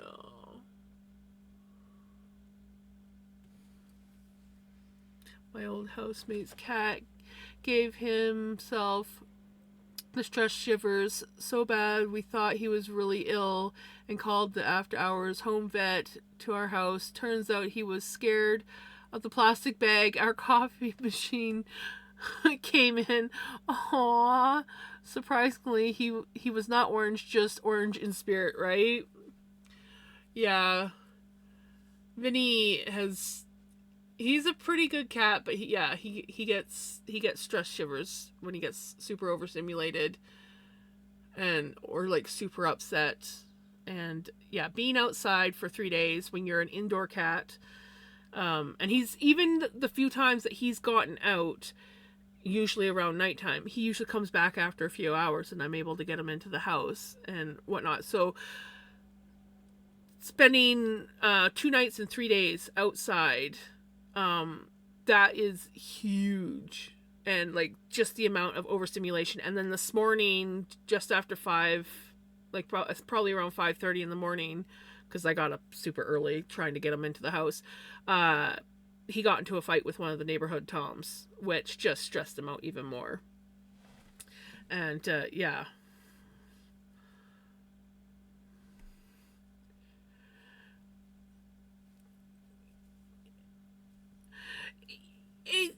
Yes, but you know what?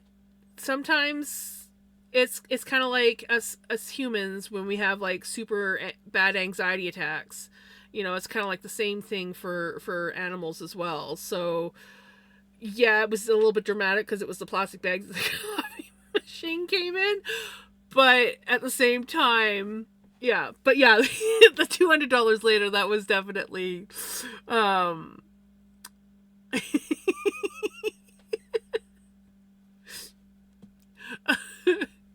that is kind of funny and shitty at the same time.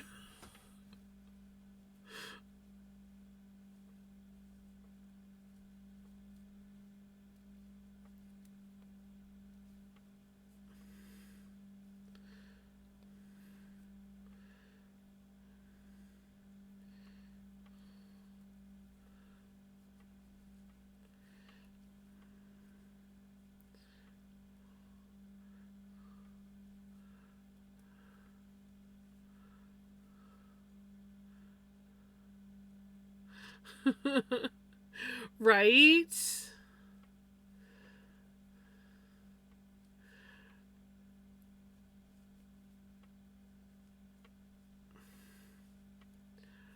My dog with fireworks, he didn't get cuddly, he hid.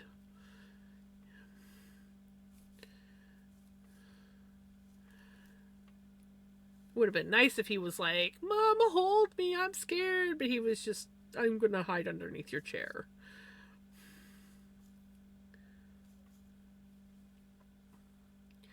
I once put a video of a dog I found on TikTok that has orange cat energy.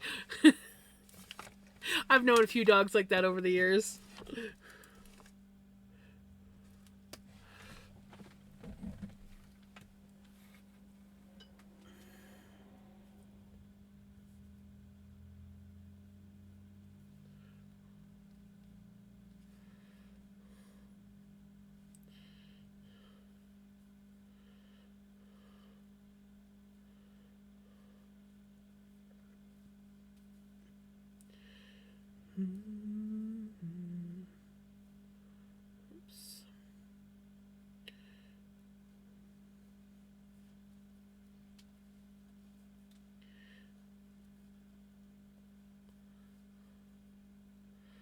Not gonna lie, it really does feel good to be back knitting on this thing.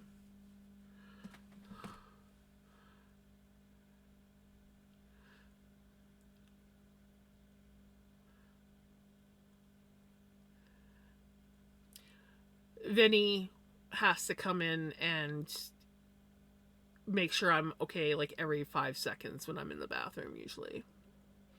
Sometimes he'll cuddle with me. Other times he just pesters me and is like, "Are you ready to come out yet? Are you ready to come out yet? Are you okay? Are you okay in here? Are you ready to come out yet? Here, I think you need some cuddles." And I'm like, "I'm trying to go to the bathroom. Do you mind?" And I don't have a door on my bathroom. We had to take it off for my mom's wheelchair. So we just have a curtain. And I thought about putting the door back on, but my bathroom is so small and cramped, and we got a new washer in there. I just don't want to make it even more cramped, so I'm leaving the door off. But I do kind of want to make a cool, like an actual, like, better curtain, and then maybe do like a cool crochet design for the outside. Obviously I need something to, so it's not sheer or anything. It's just me living here, but still, on the rare occasions when I have company, I don't want my bathroom to be sheer, so things like beaded curtains would not be good for a bathroom.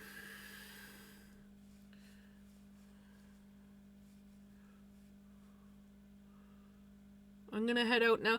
Take care, Retro. Have a good sleep.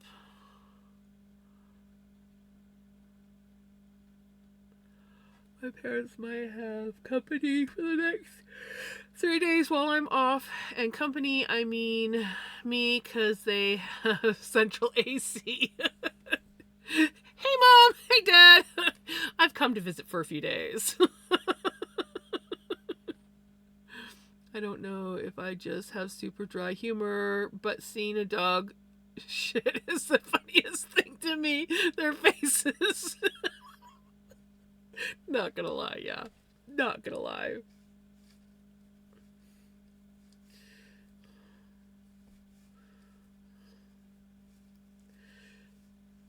You can always tell the personality of a dog by the face that they get when they're taking shit.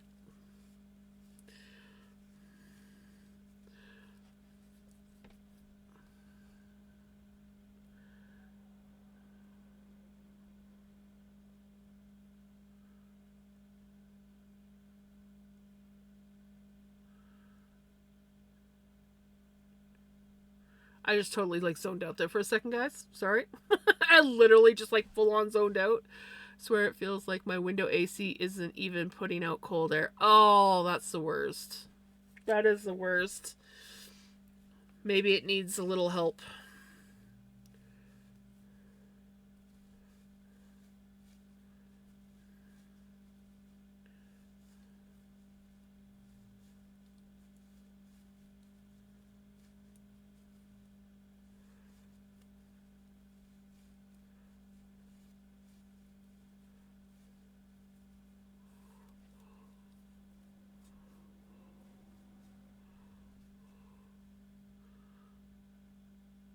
Coffee! You know, coffee does sound good. I could go for a coffee.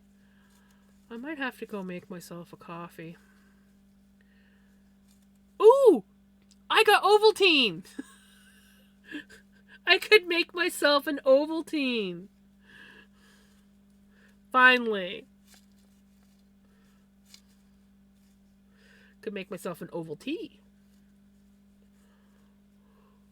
My little rascal dog has stolen my spot in bed and abandoned me out in the lounge. Right?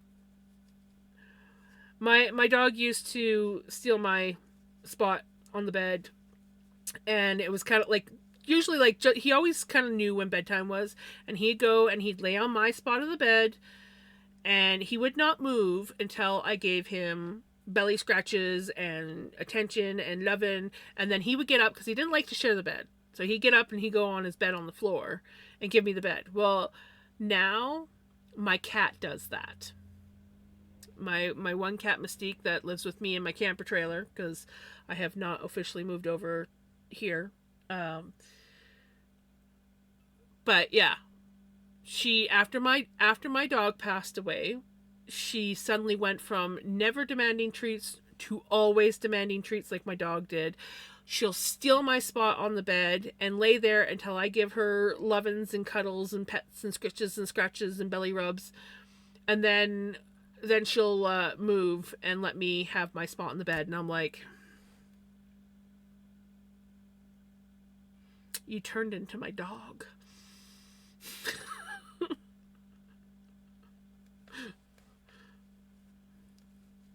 She's turned into my dog. I mean, he did raise her, so, but she never asked for human food. She never demanded treats. None of that stuff.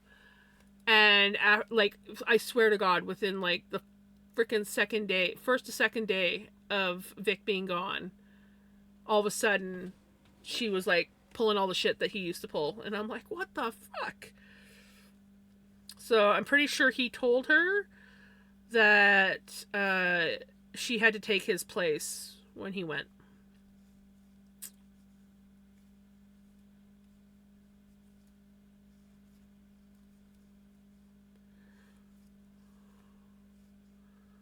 Hurting dogs, so if you don't move into the bed on time, you will be forcibly hurted for snuggles. Aww. That's awesome. My dog was a husky who had husky tendencies, but also was the most unhusky husky I ever met. As in, he didn't like to be out in the cold. Of course, he was a cross. He wasn't a purebred husky. He was a husky cross. So whatever breed he was crossed with must have been a breed that didn't like cold. He didn't have that super thick undercoat that huskies had. He did have an undercoat, but not like a normal husky. And he would just act like the biggest baby if he was out in the cold for too long. Just like, I'm cold, let me in. I need my blankie. I need my bed. Yeah.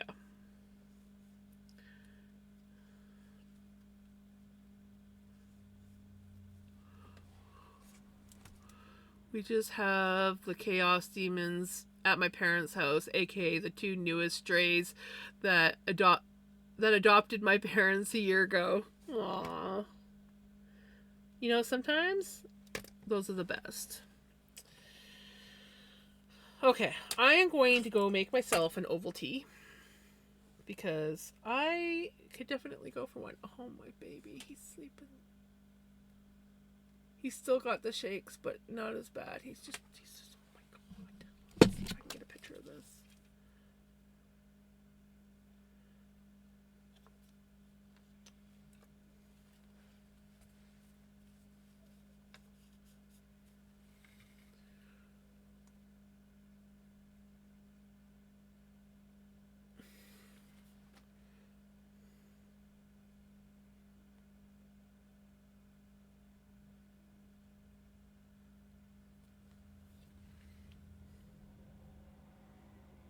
Got his face all covered, and he's just like sound asleep.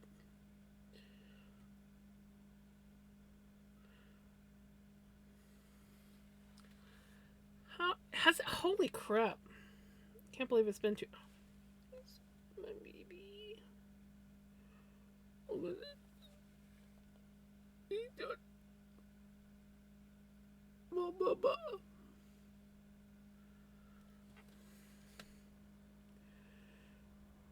Makes me so emotional. Like, I knew where he was 90% of the time while he was outside. Thankfully, he hung out mostly in the greenhouse or around it. But at the same time, just knowing that he was out there, right?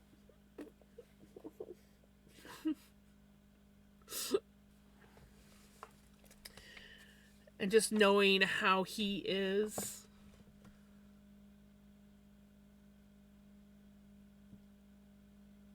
He may be a bull in a china shop and a bit of an asshole, but he really is a little baby when it comes to scary things.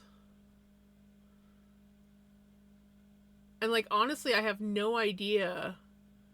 Um, because again, I can't get close enough to examine him. I have no idea if he got hurt while he was out there. I mean, he did like jump from like a freaking 10, a good 10 foot, maybe even 12 feet drop to the ground, which is, you know, doable for cats, but he is a bit of a klutz. He could have hurt himself. But I won't know anything until he lets me near him so I can actually like give him a proper examination.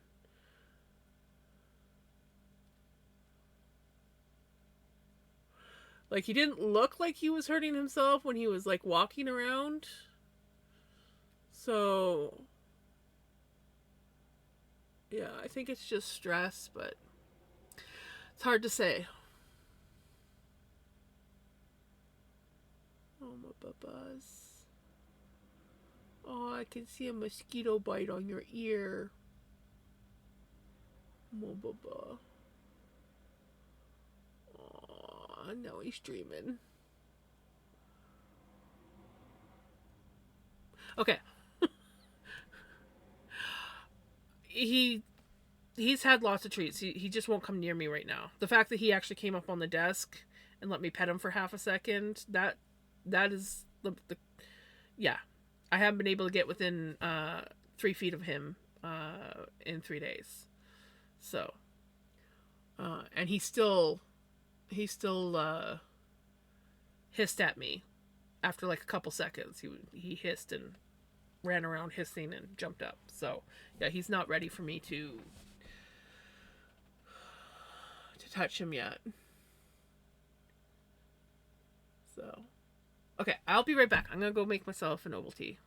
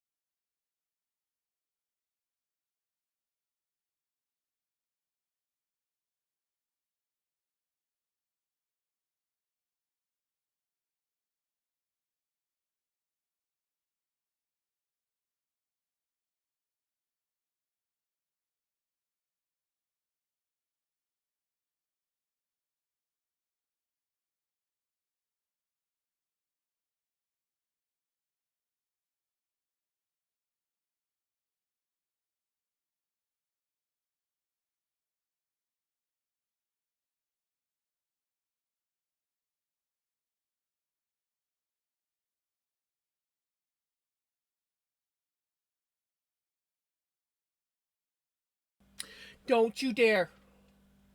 Leave him alone. Leave him alone.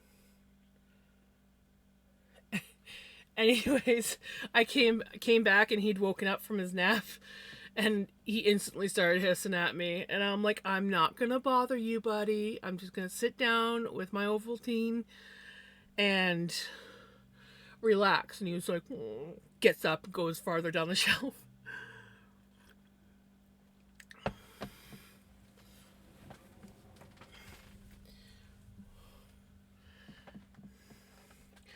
Okay. Move that out of the way. Move that there. She does that. If he hisses at her or me, especially me, she goes into super protective mode. Like, don't you dare hiss at mom kind of thing. And which just ends up escalating things between them. Because he's a little bit traumatized. He was outside for 3 days. 3 days and 2 nights. And it was very stressful for him. And it took me that long to get him back inside.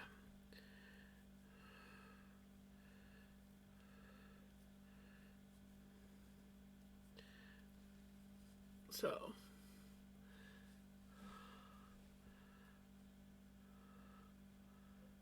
yeah, it was not good. Like, and I think he was in total denial about where his safe space was. So it's just like one of those things where he doesn't, in the moment, he's just so traumatized, he doesn't know where safe is.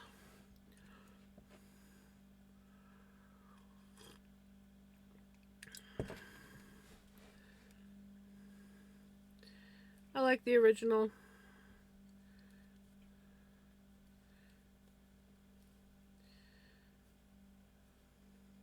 But yeah, so he's like, literally, I just got him inside just before stream. I managed to trap him in the porch this afternoon. And then I left him there to sort of like start to climatize. And then I was able to get him to come inside. But he's still not.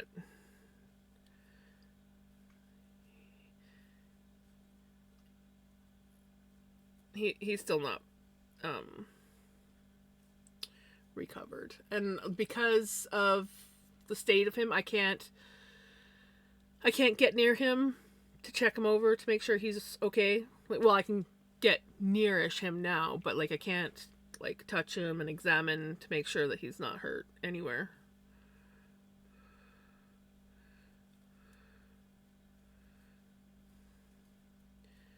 But at least he's inside the house and he's safe.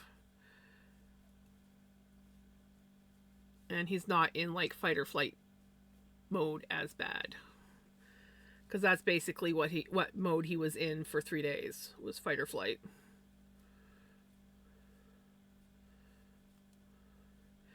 Spin under. Whose bed have you boots been under? Whose heart did you steal, I wonder? Baby, whose bed have your boots been under? So lonely, don't look so blue. The only girl you run to.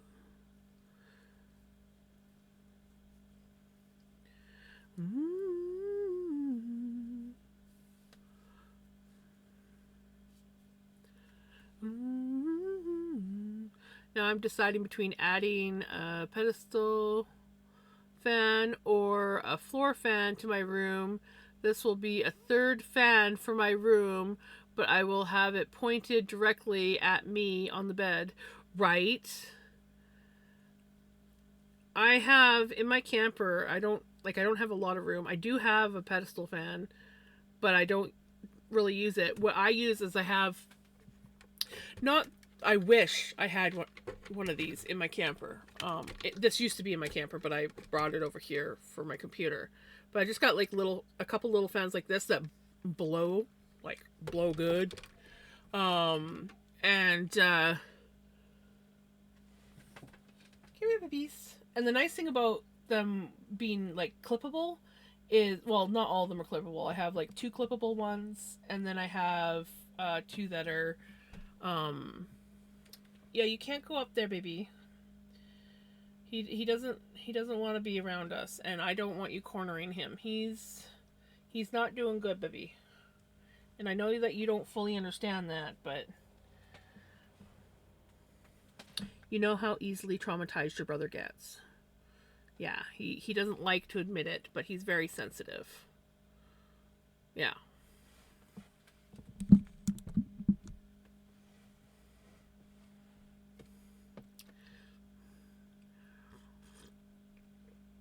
And I know he wasn't the nicest to me, but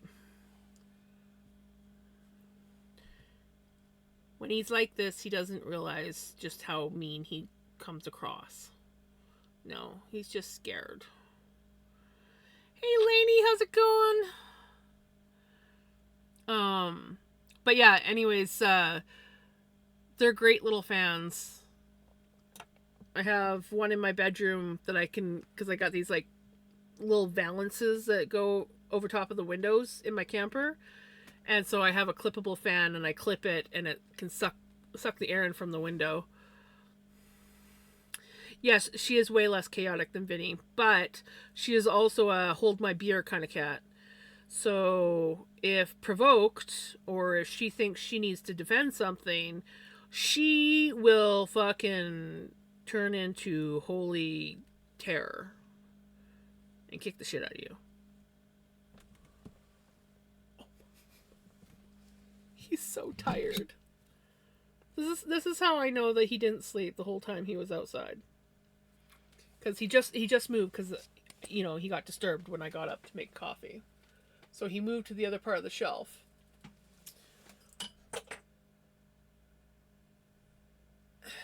He is now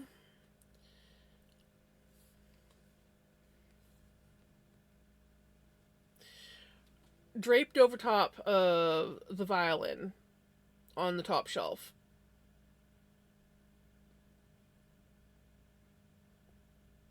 Just like zonked right out.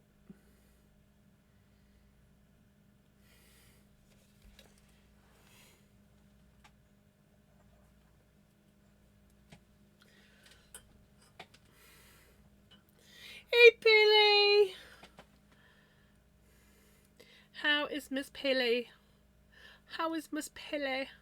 Do you see who we finally got into the house?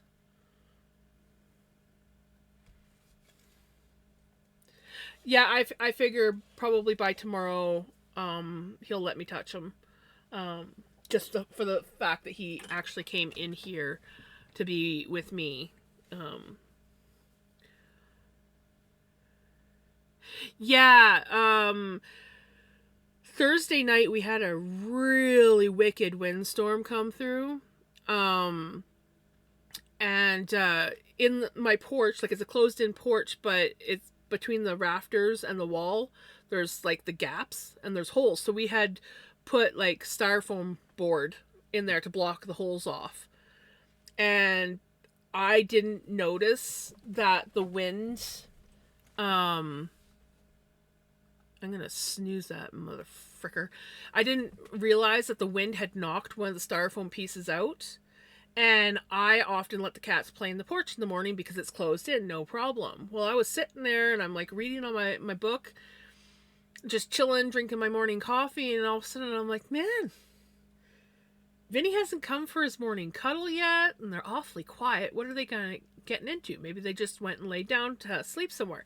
And right now, with like, I close my office door when I'm not in it, and the back bedroom is closed, so there's really only the hallway, the living room, kitchen area, and the bathroom that they can be if they're not out in the porch. And I was like, gosh, it's awfully quiet. And I was about to close the kitchen door and go see if maybe they were in the bathroom or whatever.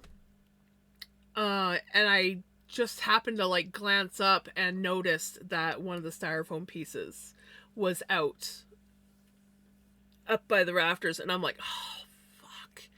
So sure enough, I opened up the door and Pickles is sitting outside right by the ramp to get into the house. And so I was able to get her. She thankfully does not go far when she goes outside. She sticks right around the house, and she usually comes when you call her, or at least will wait there for you to pick her up and take her. So I got her in right away. Couldn't find Vinny, but know that when he gets outside, he kind of goes for a wander. And then I think it was about an hour later, half an hour to an hour later, I noticed him down by the greenhouse. So I walked over to him, and he was kind of like looking all sketchy, like he often does. And I was actually expecting him to bolt. He looked like he was going to bolt. But I got up to him. I was like, "Hey, buddy, how's it going?" And he sniffed me, and he let me pet him for a couple seconds. And then he instantly started hissing at me. And I was like, uh-oh. I mean, I knew that I wouldn't have been able to pick him up anyways to bring him inside, because I could just tell by the state of him that if I tried to pick him up and bring him inside at that point in time, he would have just like turned into the hissing, fighting, scrappy cat that he tends to be when he gets stressed out. So I knew that I wasn't going to be able to get him in at that point in time, but I was like hoping that he would like at least be like, "Well, hey, Mom, yeah, I'll come over to where you are." But no, that didn't happen. And then I was like, okay, well, he usually comes back up to the porch and wants in at some point in time. I'll get him in then. And so I set up the camera to watch for him. I left the porch door open so that he could come into the porch. I put his breakfast out there because he hadn't really eaten any of his breakfast at that point. And he every time he came up onto the porch, by the time I got there, he was already gone. And then I noticed that he was hanging out in the greenhouse, which I'm like, well, at least he's in the greenhouse. But yeah, 3 days. It took me 3 days to get him into the house. So he spent 2 nights and 3 days outside. And this morning at about 5:30, he got into a fight with one of the neighborhood cats, which would have just stressed him out even more. So I was very lucky. I was in my camper this afternoon and the notification came off, and I very stealthily left my camper and crept around the house and walked up the ramp, and he poked his head out when I was about halfway up the ramp. He poked his head out around the door of the porch, and he sort of like froze. And I was like, I'll show you in a second here. He sort of like froze, and I came up and I was like, "Hey, buddy, how's it going?" And then of course he started hissing at me, and I just took the door and I was like, "I love you, buddy." Closed the door, and I'm like, he's locked in the porch. We're almost there. But did you see the first picture, Dork Chop, of him sleeping? Did you see this one where he was sleeping like this? So he was sleeping like that, and then I went and I got myself. Oh yeah, you were here because I went and got myself an oval tea when you mentioned that you were going for coffee. Because I actually have some now. And then I came back and he'd woken up. He woken up, and I was talking to him, and he started hissing at me. And I sat down in the chair, and he got up and he moved to another section of the shelf. That's how he's sleeping now. Sleeping on top of the violin. Just like out cold. Like within moments, he was back asleep. That's how exhausted he is. And he just wants to be around me without me touching him or talking to him. he needs to be near me. He is so tired. He's so tired, so stressed out.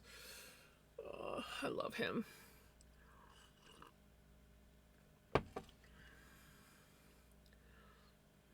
He is very adorable.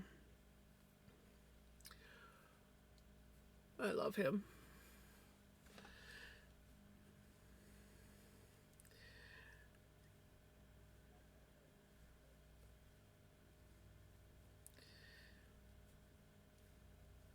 Honestly, I was at the point where I was just going to dub him. He wants to be an outside cat from now on. And I knew that wasn't the case. I know that he likes being outside, but he gets so overwhelmed outside. This is one of the reasons why, only one of the reasons why I don't really want him to be an inside outside cat.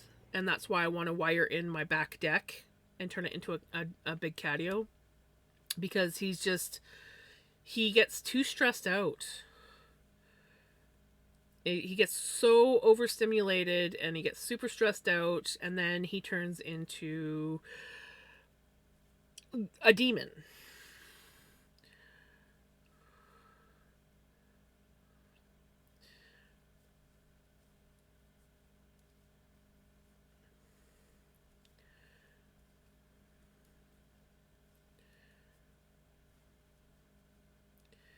So it'll be nice when he actually lets me touch him again.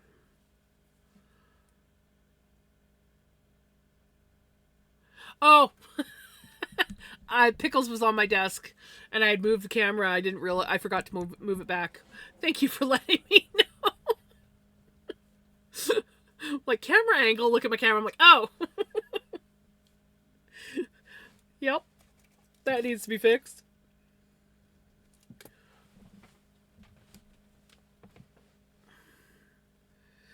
Yeah, but it's not just the catnip, Kaz. It's the stress. He doesn't have to be around catnip for him to get like that. Like, he's had catnip before, and he goes crazy, but he doesn't get like that. That is he goes into fight or flight mode when he's outside. And he'll get like that inside too, but only when like something's really upset him and scared him.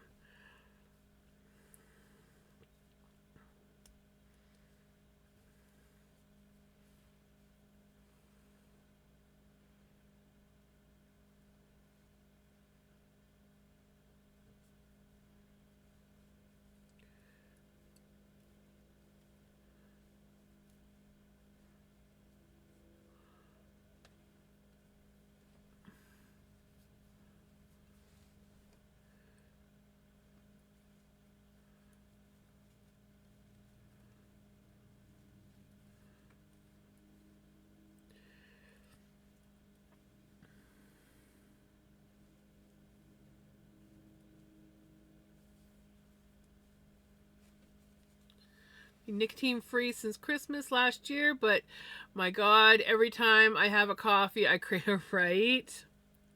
I feel that when I think it was like the second or third time I quit smoking, um I could not go out for coffee with friends, which back then that was the thing to do. You went to a restaurant and had coffee and just sat there and bullshitted. And back in the day when you could smoke in restaurants, you bullshitted and smoked cigarettes and drank coffee. That was the thing to do. And then I couldn't do that for the longest time. And then eventually the law came through where you weren't allowed to do that anyways. So I was like, by that time I'd gotten over that issue, and I was like, nice. Now I'm not sitting around smokers when I'm drinking coffee.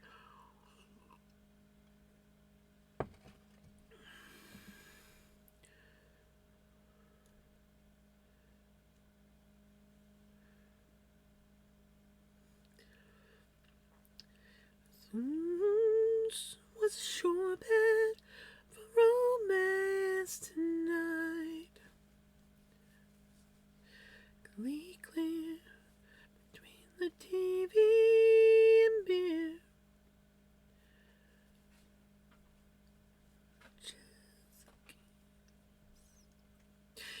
This I should have played this song the one night with my hubby. It was my birthday, and I knew that he was going out hunting, but he was supposed to like come in fairly early. Um, and so I made a really nice dinner. Uh, had the table all set up nice. Did all this stuff, and he didn't come home, and he didn't come home, and he didn't come home, and he didn't come home, and he didn't get home till like midnight. And I'd like gotten all dressed up nice and everything, and he walks in the door, and I'm sitting on the couch. And he walks in, and he kind of looks at me, and he looks at the table all nice, looks at what I'm wearing, and I said, "You know it's my birthday, right?" And he's like, "Ah, sorry." I'm like, "You have to buy me an ice cream cake tomorrow. That's the only way I'm going to forgive you." And so we go to the Dairy Queen the next day, and we're looking at the ice cream cakes, and they had a lot of blizzard cakes, but I'm not a fan of blizzard cakes. I like the traditional one with the chocolate ice cream on the bottom, the fudge in the middle, and then the vanilla. And we're looking at all the cakes they have on display, and there was one. Exactly. There was one with a skidoo on it. And he used to go sledding with his buddy all the time. And so he sees that one, he's like, "I know it's your birthday cake, but can we get that one?" And I'm looking at the price, and I'm like, "If you want to spend $30, yeah, I don't care what's on the cake. I just want the cake." Hey, how's it going? So yeah, I got the ice cream cake. He got the little skidoo thing that, and he actually like took it to work and glued it to his toolbox, whatever you want to call that thing. The big giant toolbox that had like 4 or 5 drawers that held candy and not tools.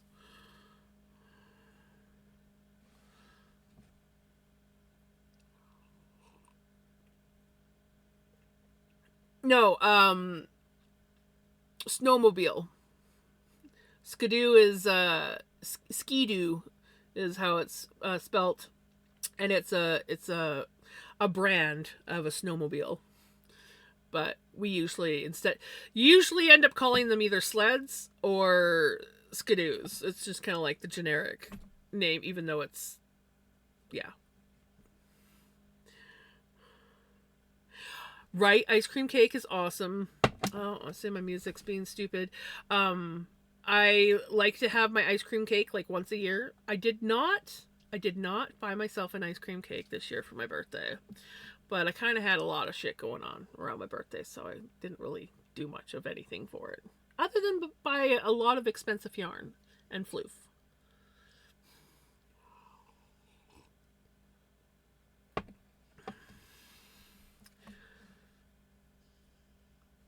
Exactly, Crimson.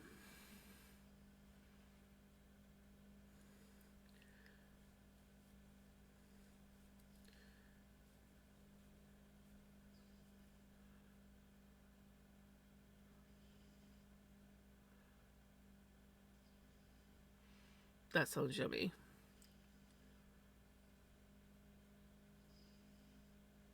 He's snoring.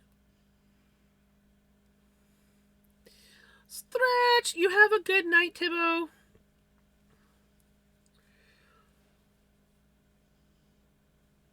Have you had the Chantel cake from Whole Foods? I don't think we have a Whole Foods in Canada. If we do, we don't have any near here where I live.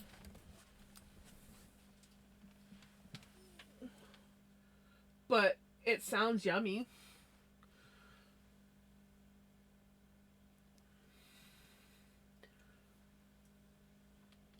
Ooh, that was 3 pops between my shoulder blades. Oh, no, my baba.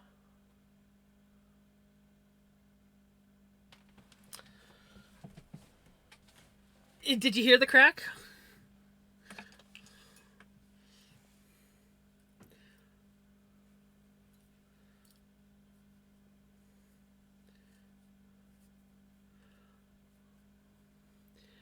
Also, thank you for the follow.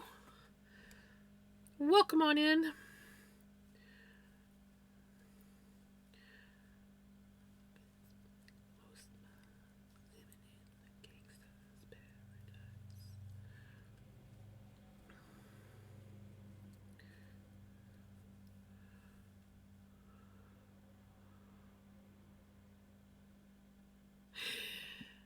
A Canadian, eh? It's okay, lots of people don't realize I'm in Canada until I say something.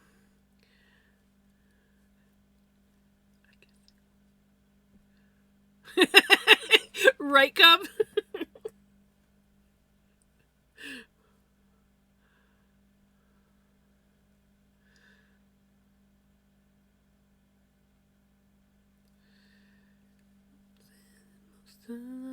Living in the gangster's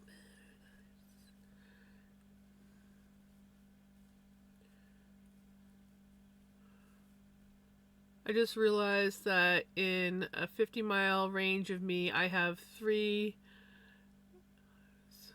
Went to one yesterday because it was their 7-year birthday anniversary, and they were launching new. Yes.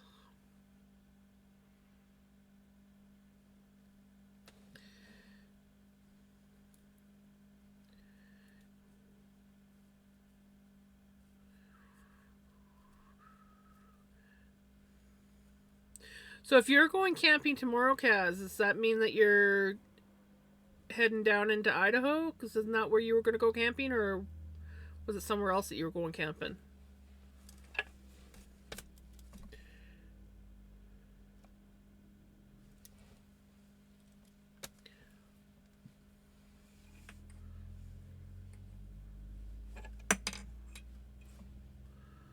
Many of my Twitch friends are Canadian, even though Canadians were weird. We are very weird, but we embrace the weird. You got to embrace the weird.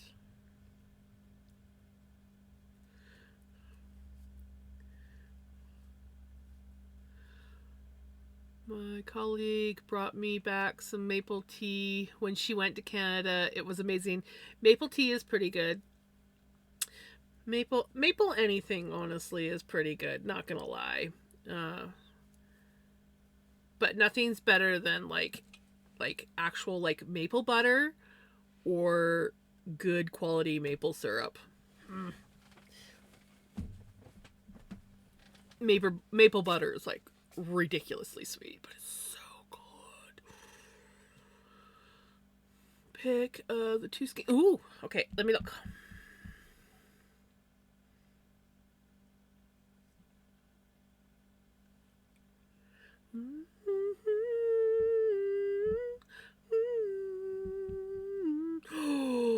Oh, those are pretty.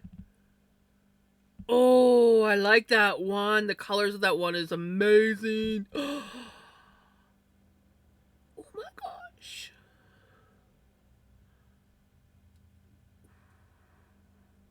Those are pretty. I like those. Yes, I like those a lot.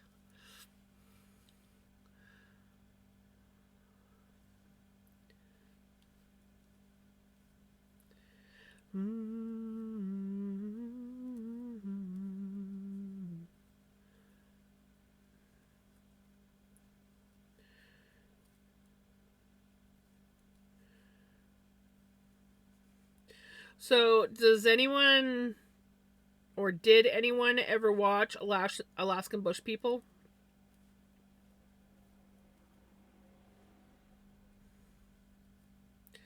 And if so, have you guys heard about the news?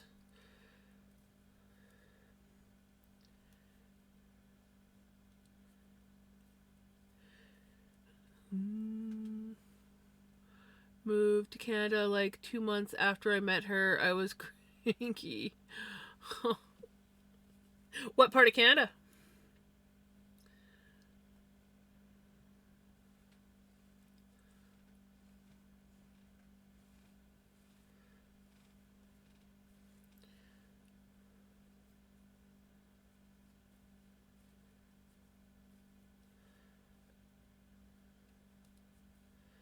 I've met a few Aussies from Melbourne, Sydney, Perth. Where else? There's at least a couple other places. I just can't think of them off the top of my head. I don't know if you are in Supreme's stream yesterday. Oh, no, I was not. While she was away to an event, Shipwreck printed stickers and he was asking for image ideas. I made an image with AI that said Canadians are weird. It had a beaver holding a hockey stick, a Canada Goose wearing a Mountie hat, and between them was a Tim Hortons coffee cup. He ended up printing it. Was so right. That's awesome. That is awesome.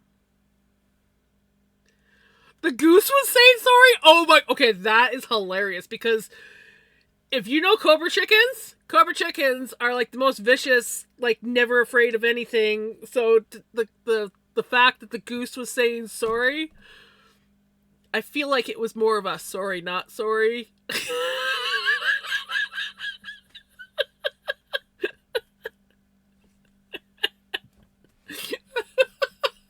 Sorry, not sorry. No. I like beating the shit out of people. I'm not too sure. I think it's the opposite side of Quebec.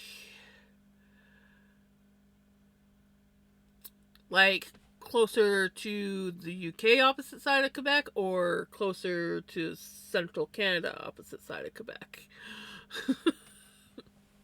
Because that's either Ontario, where a lot of people go to Ontario, or like Newfoundland, Nova Scotia, New Brunswick, Labrador, Newfoundland, Labrador, New Brunswick, Nova Scotia. I should, yeah.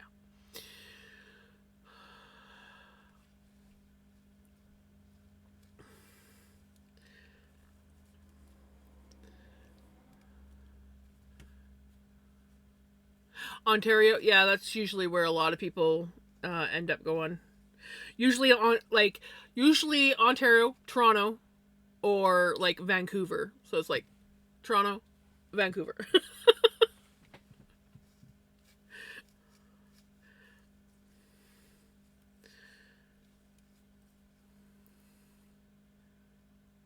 Alaskan Bush people. It hasn't aired in a long time, but the family is still some of the family is still fairly active on social media. It was a reality show about a family who lived in Alaska. Um, but the oldest brother um,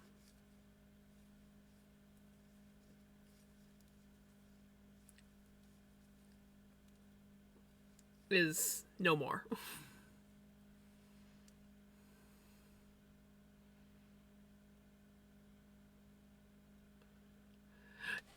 Yeah, not quite. But they basically, that's what originally what it was them living off the land. They basically lived like that for the most part their whole lives. Um, and then they ended up, because of um like Amy the mom got cancer, and then Billy the father ended up having a lot of health issues as well, so they ended up moving to Washington and buying land there, and they were building like an off-grid homestead, but like with uh Billy's health issues, he ended up passing away. He got really sick and ended up passing away, and I think the show kind of like ended shortly after that. But like they still have the land, and some of them live on it, some of them don't, some of them have moved away. Most of them I think got married now. But yeah, the oldest one, he was kind of like estranged from the family. He hadn't been on the show for like 2-3 seasons, I think. when it was still running, and he was dealing with some stuff, and they recently, like, it was, yeah, he ended up dying in a river the other day. So it's kind of sad news, because I watched the show because they reminded me of my childhood, like how we kind of like grew up in some ways, though we still lived in town and did stuff. But like, just some of the shit that the kids did, I'm like, oh my god, I remember doing shit like that when I was a kid, and stuff. So like, it was fun. Um, but yeah, it was just confirmed today,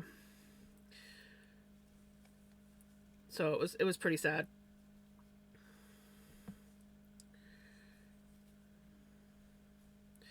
And I was just curious if there was anyone here that watched the show.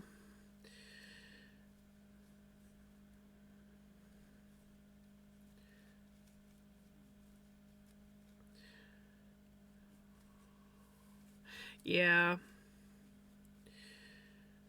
there was like a few days, I think like 2 3 days, where they were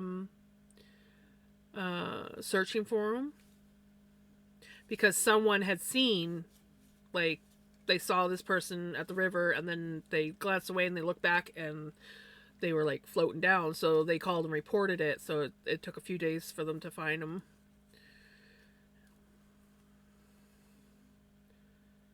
Oh.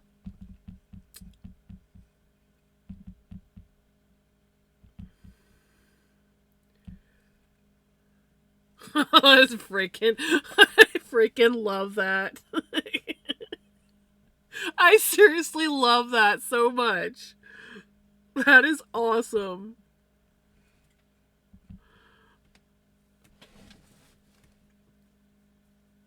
That is freaking awesome.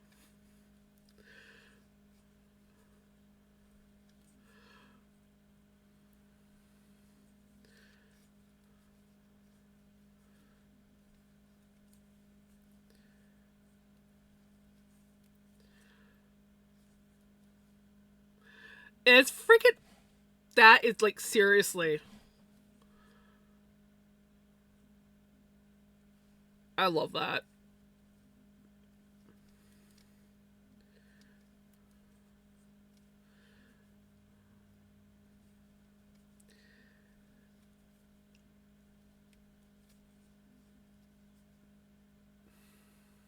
You have a song for me?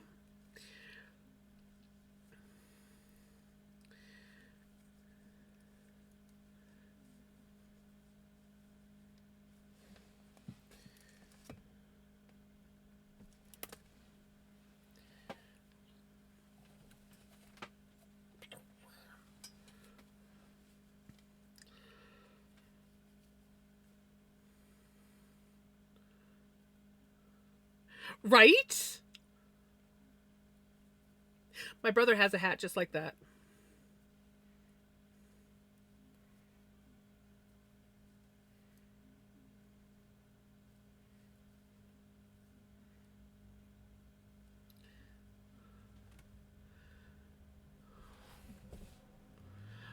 For Crimson on the house. Oh, look at that, Crimson. You had a song donated.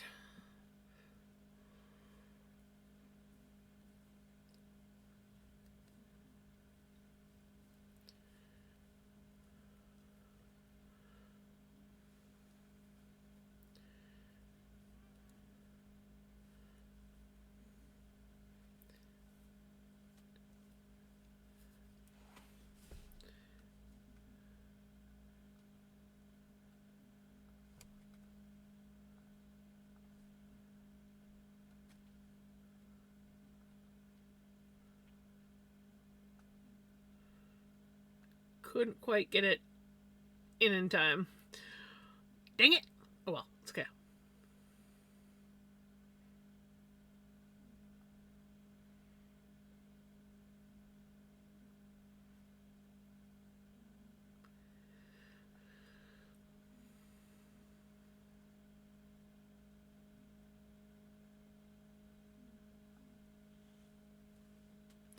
There's usually somebody that's willing to donate a song request.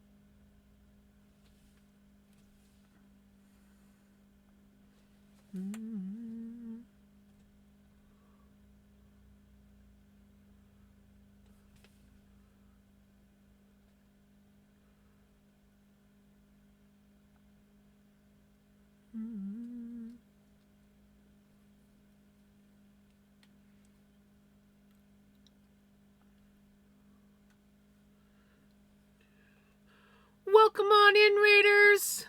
How was your stream? Hope you had a good stream. What were you up to? If you need to raid and run, by all means, you're more than welcome to raid and run or hang out and lurk. We're just chilling and knitting tonight.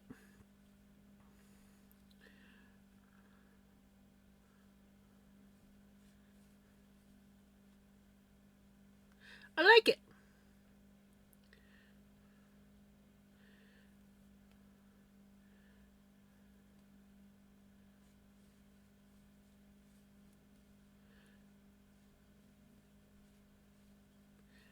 I mean, I don't think I could listen to this kind of stuff all the time, but I have to admit I do like the 8-bit music that you post all the time.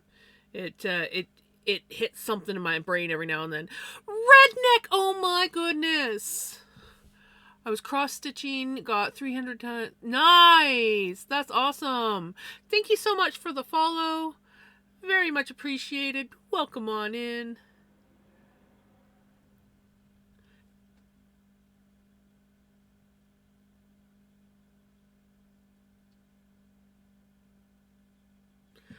I have clothes in the washer that I have to put into the dryer. Somebody needs to remind me before the end of stream tonight. That just clicked, and I'm like, I need that because it's got clothes in there that I need for swimming tomorrow. It's just, I'm like, oh, wait a minute.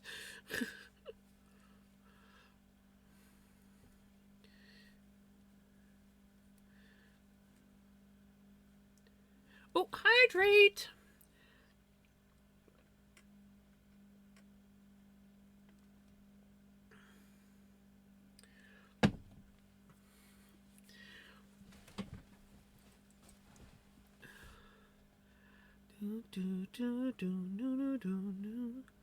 Sorry, I'm clearly all over the place. Brain is not fully paying attention to stuff. Knitter Girl, can we get a shout out? Did we get a shout out? I don't remember if we got a shout out. Other than the Spotify or Frosty one.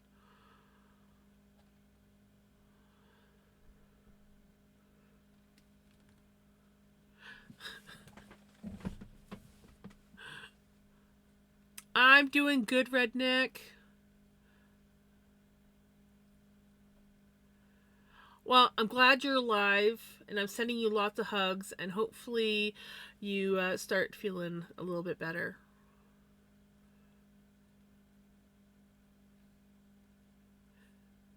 Yes, please.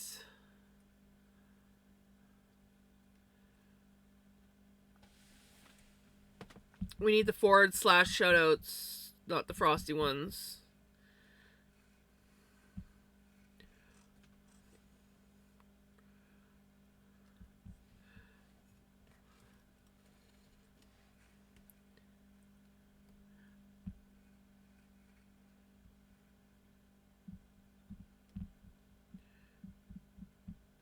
There we go. And then can we get...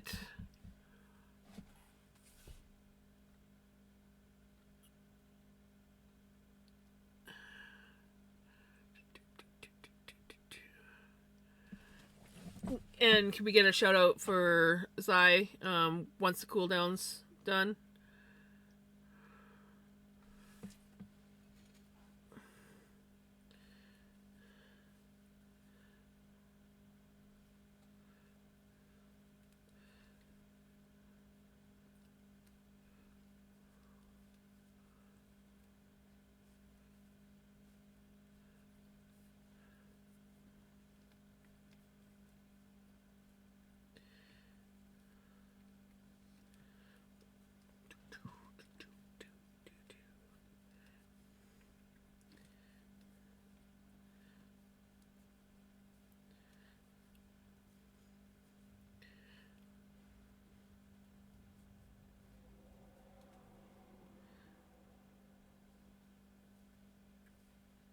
I like this song.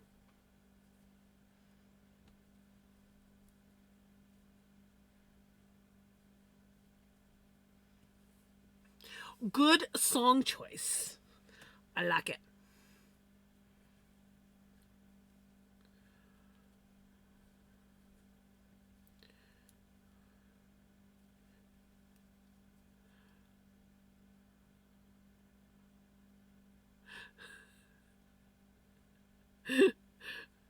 Yeah, I'll just like randomly start bopping to the music. Welcome back from ads. Those ads always butt their heads in where they don't belong.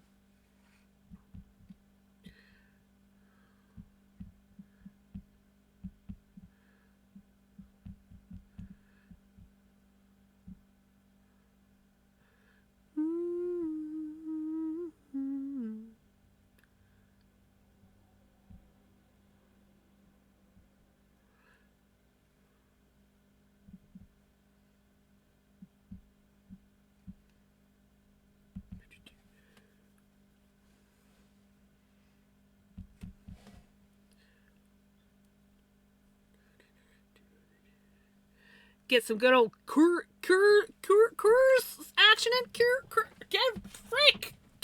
freaking pronounce his name to save my life.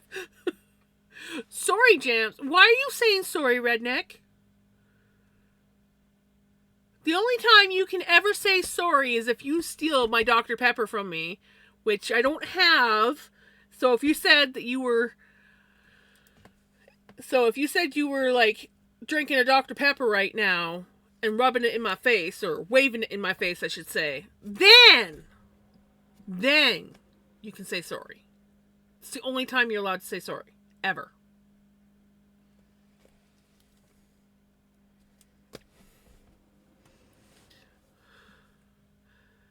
I have Dr. Pepper. It's a Dr. Pepper Zero. You can keep your Dr. Pepper Zero. You're good. You're safe.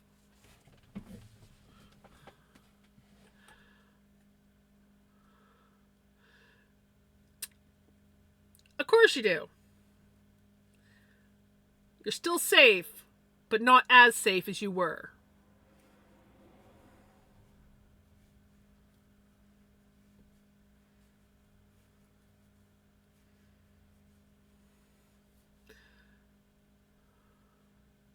I don't drink any zero or diet.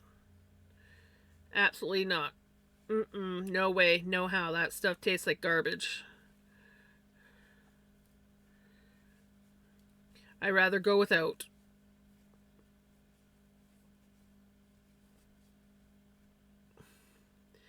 Well, I'm not going to crucify you if you haven't tried it. Now, if you tried it and didn't like it, and then complained that you didn't like it, I might be silently crucifying you. But the fact that you haven't tried it, you have a good excuse. So, you're fine.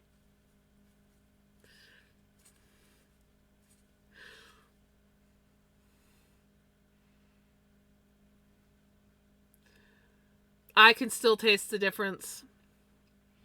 I have tried the zeros, and I can taste the difference. My tongue screams at me.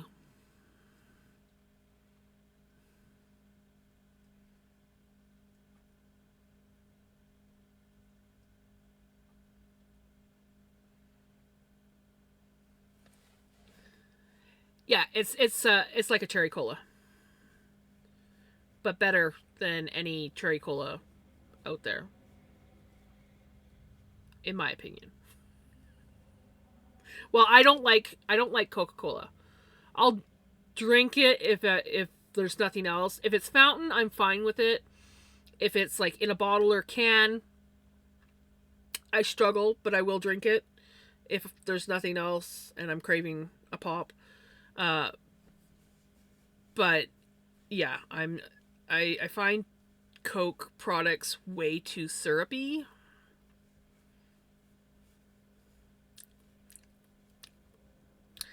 If they're watered down, they're fine. I'm not gonna lie. There have been times where I have taken a Coke and added water to it, so it wasn't so nasty. Not like a lot, but just a little bit of water to tone down the syrup. Sprite's fine. I actually prefer Sprite over 7 Up, not gonna lie. I find 7 Up too sweet.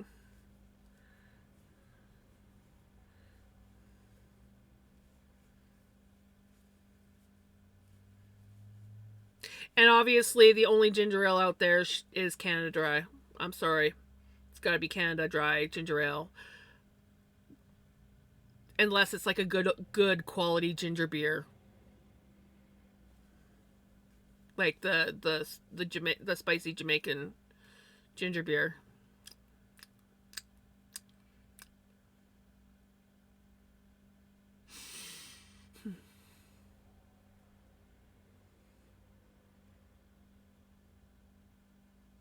Ah,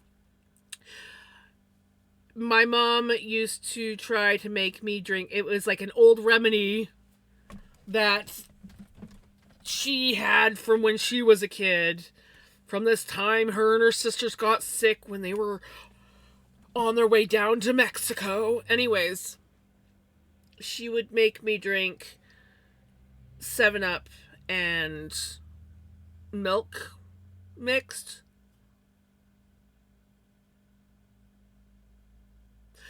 Also ginger ale and milk mixed.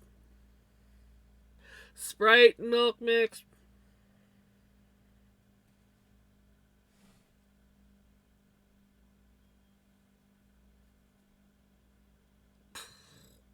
It settles the stomach. And if you don't mix it right, it curdles.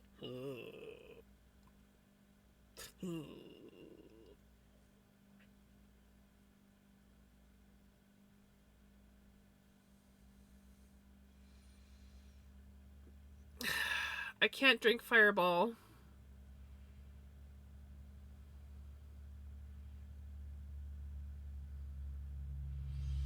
I half a shot of Fireball and my face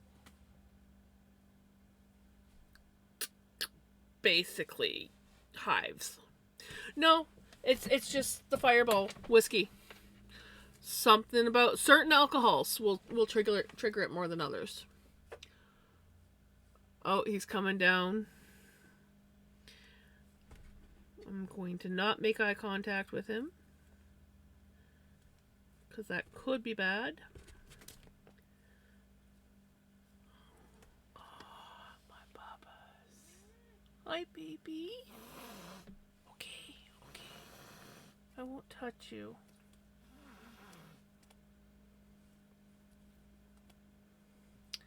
This is interesting. He wants to lay on me, but I can't touch him or talk.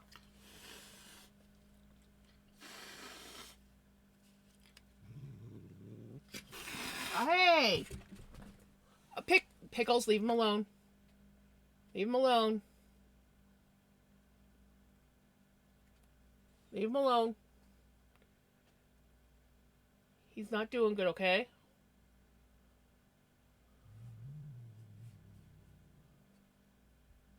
I'm okay. I'm okay.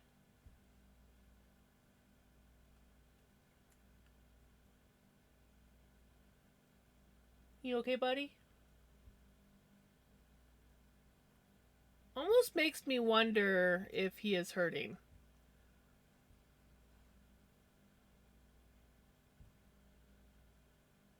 Or he's just not ready for me to talk or touch him. You're okay, buddy. He really wanted cuddles. You could tell he just wanted to lay on Mama. He's not licking.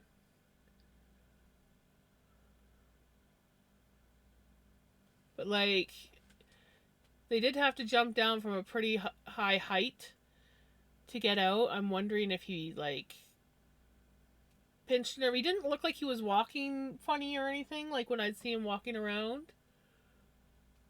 But I don't know.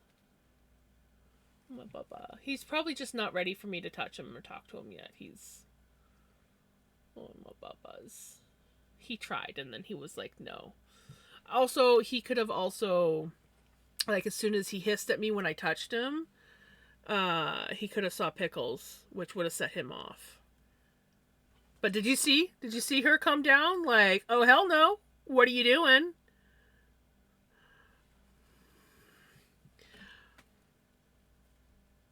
My baby.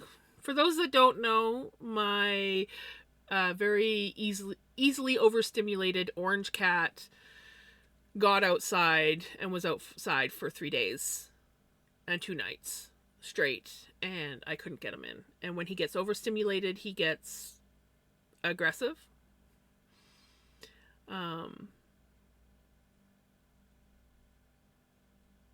Yeah, I don't have any of that on hand. No, he should be fine. The fact that he literally came down and jumped on me is that's already huge. Before, he wouldn't even let me within like 3 feet of him, and before that, even farther away. He is. The fact that he's like hanging out this close to me already after getting him into the house, yeah, he'll probably be fine by tomorrow. But yeah, my poor Bubba. He just wanted to cuddle Mama, but he just wasn't ready for it.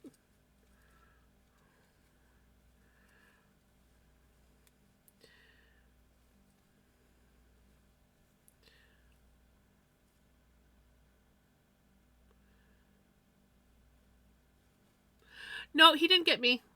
He tried, but he didn't have any like actual like it was more of a warning swat, and I think it was because you saw me, I like turned away, and usually when I turn away like this, he kind of like he might still hiss, but he kind of like backs off because I'm not. If I look at him or anything like that when he's in that state, he it makes him more upset. But I think Pickles, because he hissed at me, Pickles instantly was like, "Hey," and he was looking at her, and it made him angry. Oh, this is he doesn't act like this all the time. Only when he's like really upset about something. So like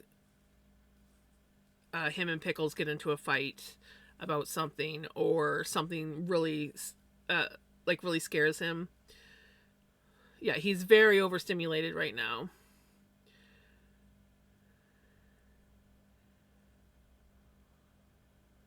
Yeah.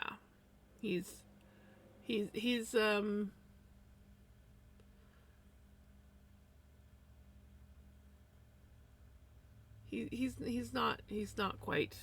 not quite there.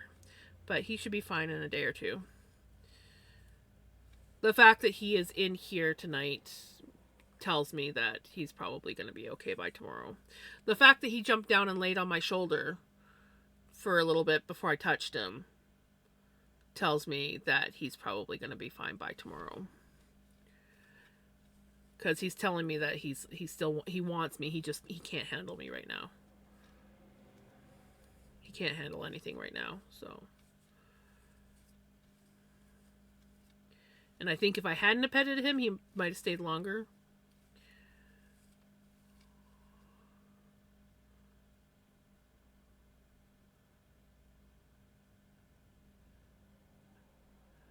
Yeah, right.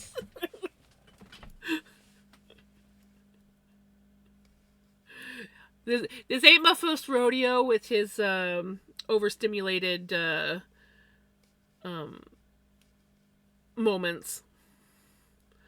Uh, this is actually quite mild. I have had some pretty lovely wounds from him before when he goes into like fight or flight mode.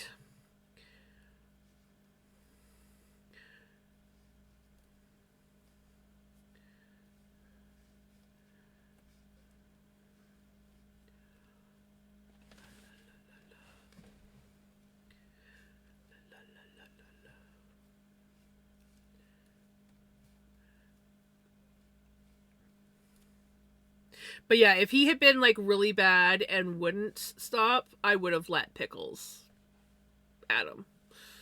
Um, but he didn't really do anything wrong. So as soon as she came down to be like, "Hey, don't you dare do this to mom," I was like, "Pickles, no, leave him alone."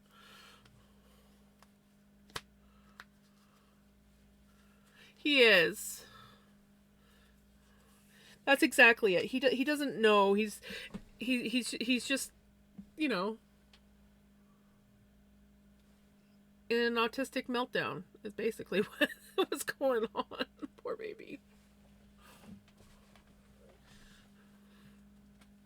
Exactly. That's exactly it.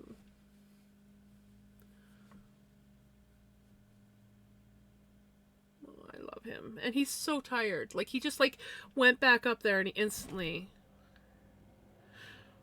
um went back to sleep. No, you did not. What kind of yarn did you get?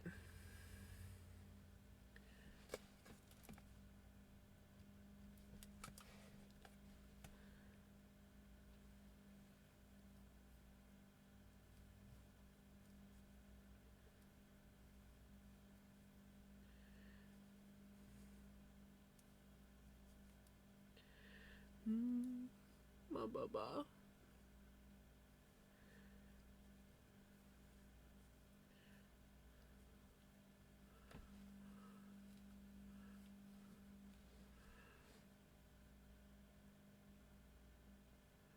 It is. And like the fact that he was hanging out in that greenhouse where like all the neighborhood cats come, like there's cat spray in there. There's so many different cats that have been in there. That's just going to like set his like brain like into overdrive.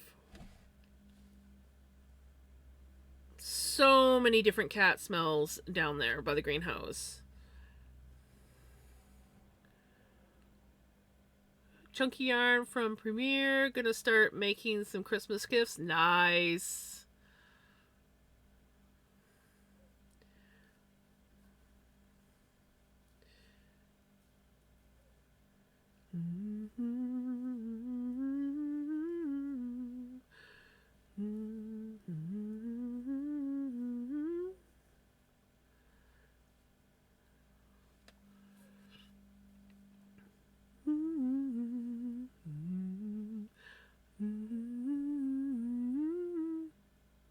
Me too.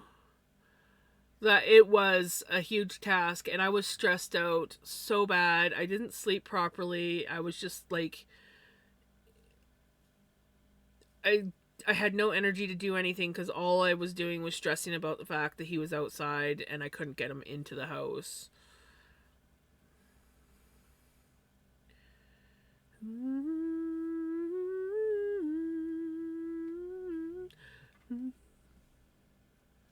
Okay, he's coming down again.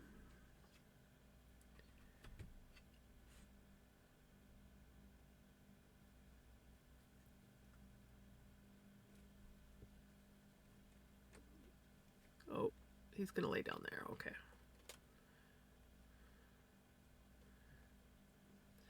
Just making sure that I don't make eye contact with him when he's doing that.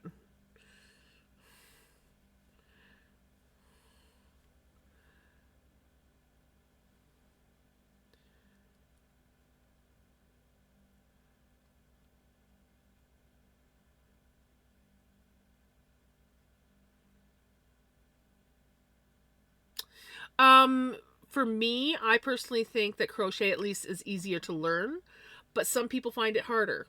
But honestly, I feel like crochet is definitely easier to learn because you only have like one instead of two. And it's easy to pull out and not lose your place. Like if your hook drops and your work pulls out, you're not like trying to pick up stitches. Whereas like if you drop stitches in knitting, it can like run all down your project. And then if you're if you're uh you know, not an experienced knitter, trying to figure out how to get those stitches back is a very daunting task. Now, it is a very easy thing once you learn how to do it and everything. But yeah, so crochet is way easier and more forgiving to learn, in my opinion. But there are other people out there that uh, would disagree.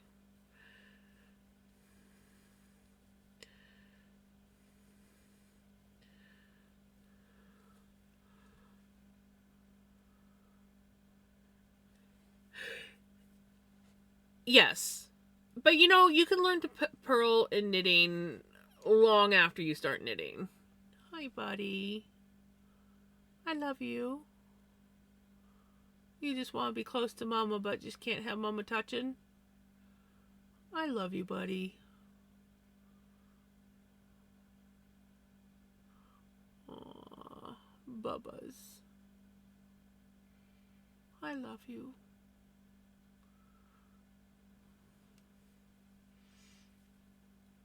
Oh, poor baby. He just wants to be by me.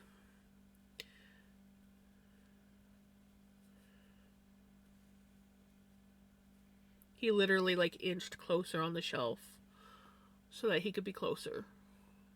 He's like, I want to be by you, Mom. But don't touch me.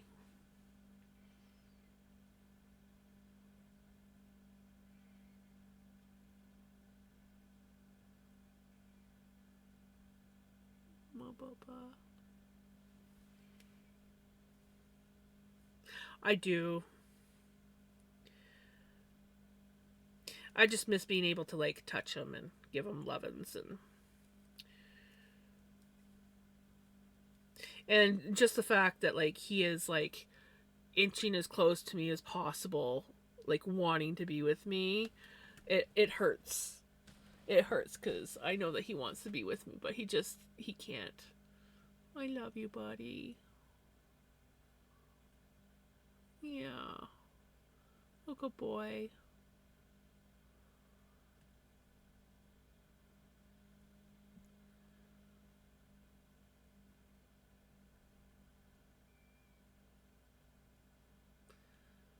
I just am hoping that you're doing stress shakes and not. He does do stress shakes when he gets upset, but I'm hoping he's doing stress shakes and not pain shakes.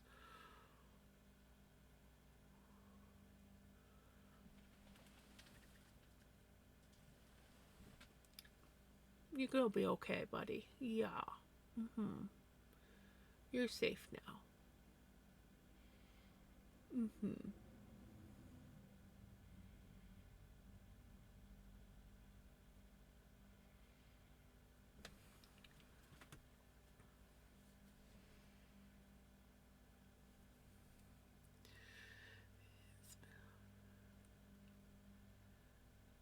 Yes, I agree. Yeah, I think he's gonna feel a lot better tomorrow. He's getting some good rest in now.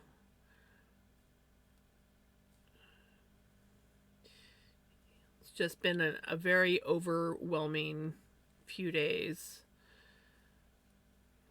And then I should be able to like check him over once he's more calm and make sure that he isn't actually hurt. I don't think he's hurt. I think he's just still too overstimulated.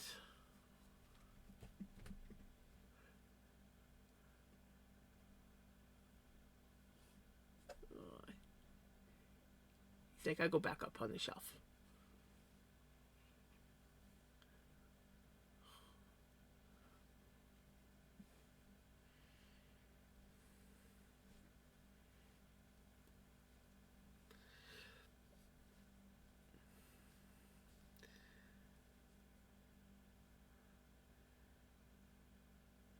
Yeah, he likes going outside, but he gets so overstimulated that it really throws him off. And the fact that he was hanging out down by the greenhouse where all the neighborhood cats tend to go, and just everything, it was too much for him. And I don't think he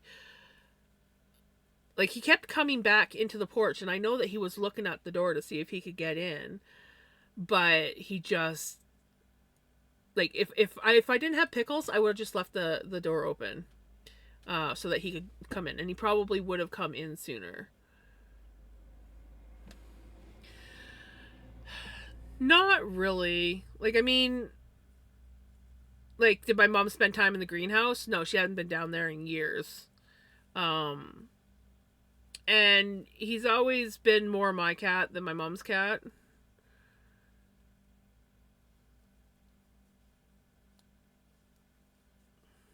My mom actually used to get quite bitter about it. He's supposed to be my cat. My cats are supposed to like me, and they like you better than me. And I'm like, I'm the one that feeds them and takes care of them. But yeah, Vinny kind of like adopted me as his human, like pretty much as soon as we got him. And my mom was kind of like going through a depression at the time, so she was always like afraid to pick him up. Oh, he might not like me, blah blah blah. And I'm like, Mom, you're not. Yeah.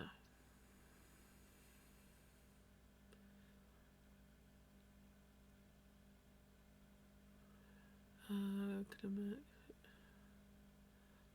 I still have to learn with this being my first cat is when she's hurting right.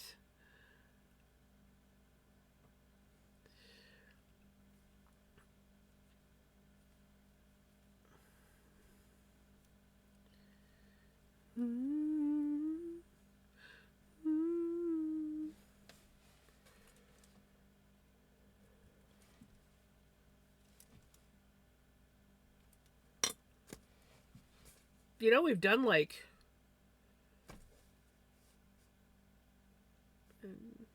we've done 15 rows so far.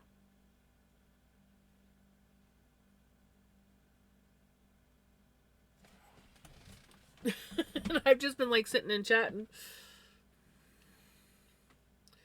We have to do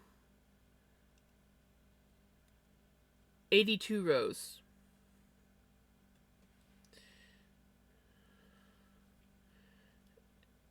And we have, oops, 10, 20, 30. We're one row shy of 40 rows out of 82. So we're basically halfway done this back piece. Front piece. Front piece, back piece. Back. We're doing the back panel.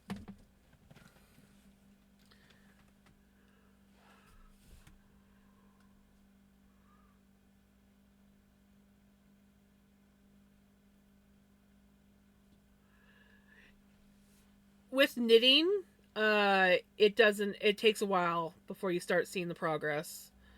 So yeah, 15 rows is really not that much in the grand scheme of things. So like if you look at it, it's like I gotta do 82 rows and I've only done 15. Well, I've in total so far I've done this one will be 40. But yeah, so it takes a while. This one here is 86 rows from here up is 86 rows. So we're like halfway.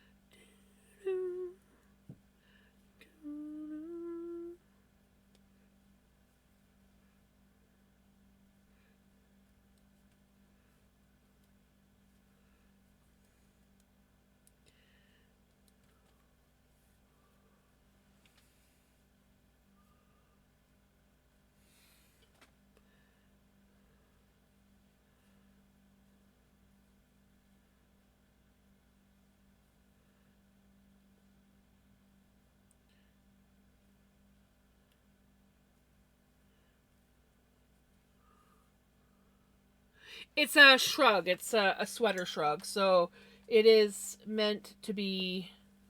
Eh.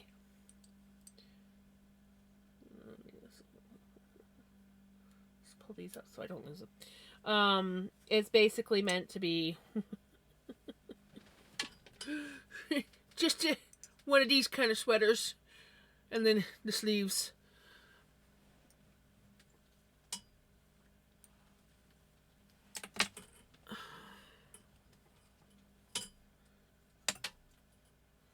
Oops, my thing's come on.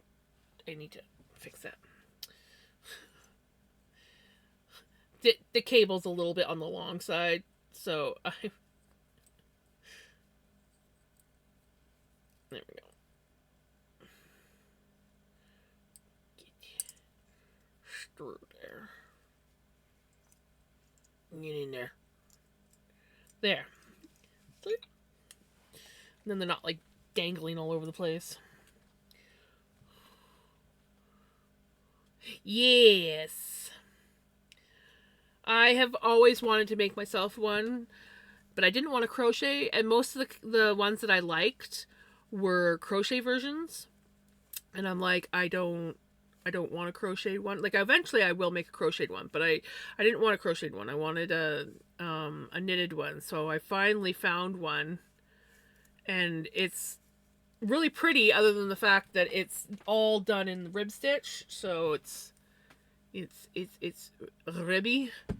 But my favorite part about it is where the increases are on the sleeve. It's got like a really pretty um, pattern look where it increases. So when you're wearing it,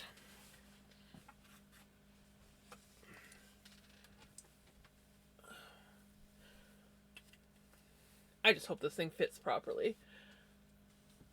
Um, you'll see the oops, that kind of like goes along the top of the arm. It's hard to wear right now.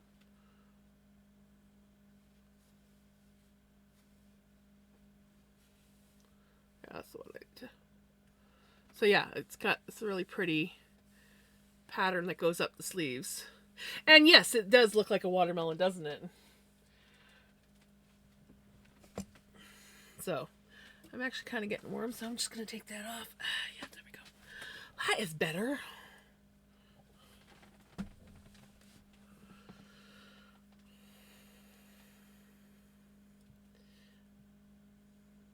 Yeah, when I was looking at the balls of yarn when they were in ball form, they gave me more of like a rose feel. Like I was looking at it and I was thinking of like a pink rose, and pink roses in the summertime they'll start pink and then they start to fade more white, and then the green of the sleeves green of the leaves. So I'm like, it was giving me very much like a pink rose kind of feel. But then once I started knitting it up and people were like, oh, that looks watermelon, I looked at it, I'm like, it really does look like watermelon. Give me the jumper. I'm cold. Right? This thing is awesome. I gotta do some repairs to it though. This was something that I made with my scrappy yarn. So like the yarn that I've been spinning, same dealio. But it's I knit it with too big of needles for one.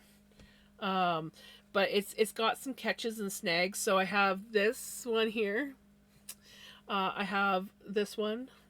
I have this where it got ripped and I haven't got around to fixing it, and it's slowly getting bigger because I'm lazy.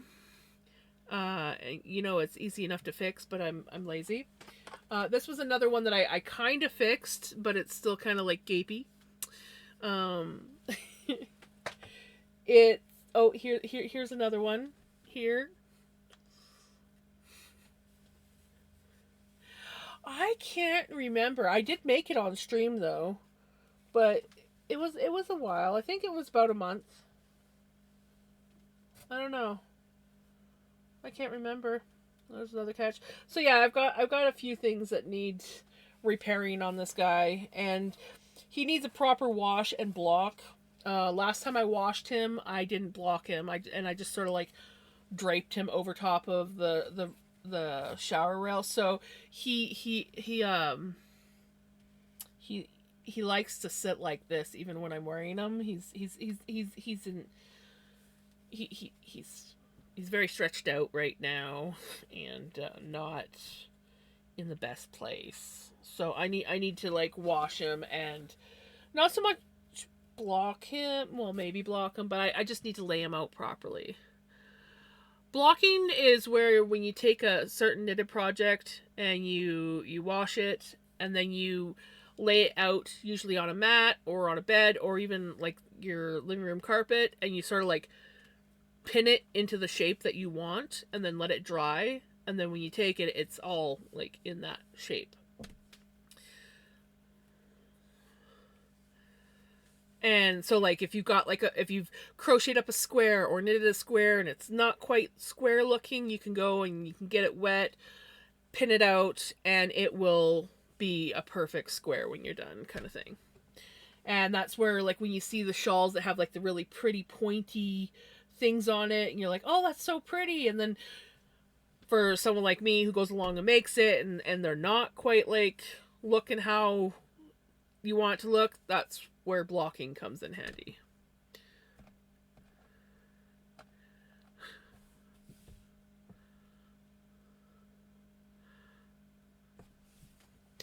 So it's just basically making it go into the shape that you want. Is the gist of it. I have once again thrown my knitting on the floor. This thing loves to spend time on the floor. That's how, like, I actually have a picture of the one shawl, but because I wasn't in the best mind frame when I was doing it, because Vinny was outside, I didn't get it pinned out, or I didn't get it wet enough, so when I pinned it out, it didn't hold its shape very well. But yeah, so, and yeah, don't mind my setup. I don't have the best setup. Come on, camera. First off, do that. Here, let me hold on. Let me hold on a minute here. There we go. So you see how I've got it pinned to those mats? Yes, it is precariously draped over random shit to. Yeah, and Pickles also claimed it. She was like, "Oh, look, a bed for me." But yeah, so you see how it's all pinned out? That's how I wanted the shawl to look, but because I didn't get it wet enough, I'm not gonna lie, I pinned it out and then I sprayed it with water because I just was like, I don't wanna. I didn't even want to do it. And so it somewhat blocked, but it didn't quite block how I wanted it to. So that's how I wanted it to look. And it lost most of its shape in this part here. No, the part between the points where I kind of like made it bump out. I wanted to do that, but I didn't wet it enough.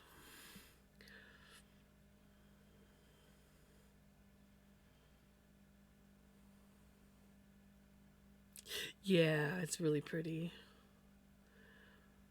So yeah, that's how I want it to look when it's done. It wasn't quite doing that after I took it off, so I'm going to reblock it. The problem is the best place for me to, like, I almost didn't have enough blocking mats. I need to like take out some of the center ones that where there is no pins. But the best place for me to do the blocking is on the floor. But for me to get down on the floor to actually do it, it hurts too much. So I just kind of had like a couple end tables and then a bin full of random crap, and I sort of had it draped there. Not the best setup. I do have the table out on the deck is actually empty. Like, I noticed that. So I might put my blocking mat, I might take it outside, put my blocking mats out there and put it on there. I just have to make sure that I don't leave it out there all day because stray cats coming along, dust, things like that.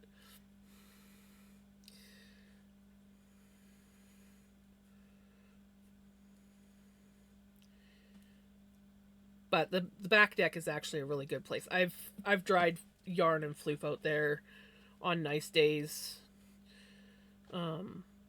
many times, and that's where I go to thwack my yarn. Any spinner knows about thwacking.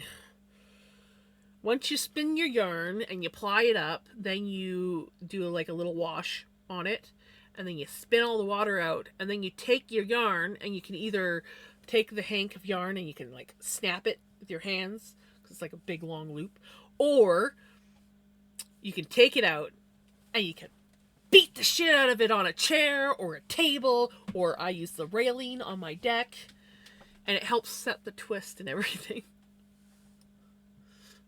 Yes, I will not forget my laundry. Thank you so much. Oh yeah, okay. We're gonna finish this row, and then I gotta find someone to raid out to because it is end of stream, and I do have to get up at the crack of dawn tomorrow to go swimming, which I'm not complaining about. I am very excited to get back to swimming.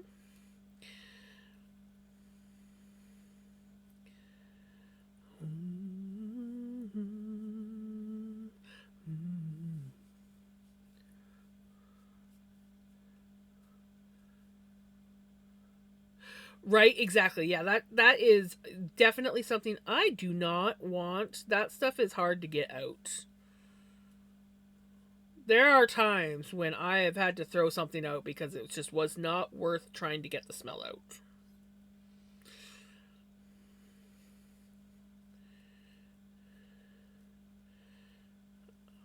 I've had a lot of cats over the years, and some of them, when you brought a new cat into the house, they did not like it. So then all of a sudden they're pissing on everything in your house.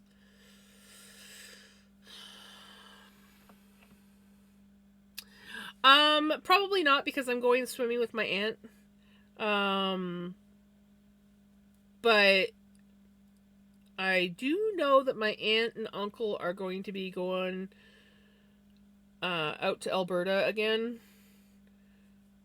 And so I don't know what days those are. I got to check what day it is because my sister-in-law is running a marathon and they want to go and watch and also visit family. So I got to check what days they are because if they are on swim days, then I'll be going by myself again.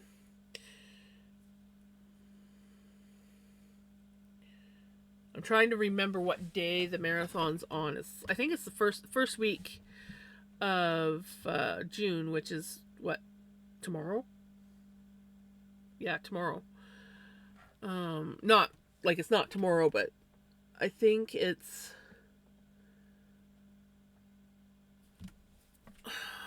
Is it the 6th? If it's the 6th, it's not over the weekend. I know I'm going to be going out. Oh, I can't remember. I think it's the 8th to the 9th that I'm going. I got to double check with my brother. I think they're doing something on the 8th. So I can't remember if I'm supposed to be going out on the 8th or the 9th.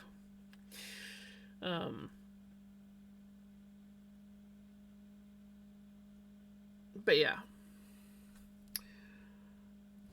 Pickles, you want to come up?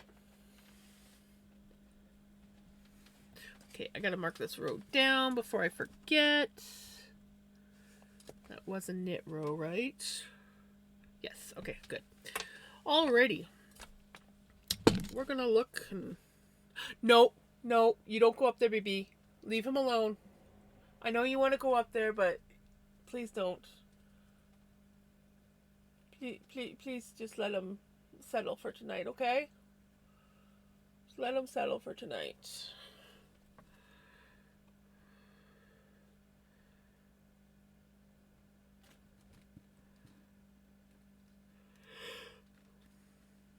Oh, perfect.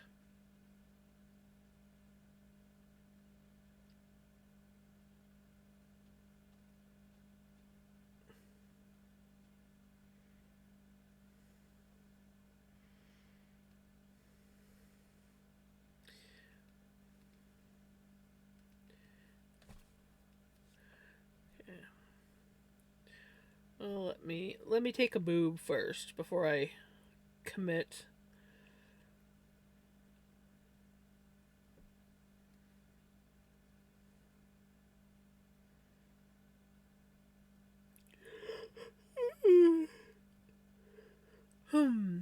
Excuse me. Ooh.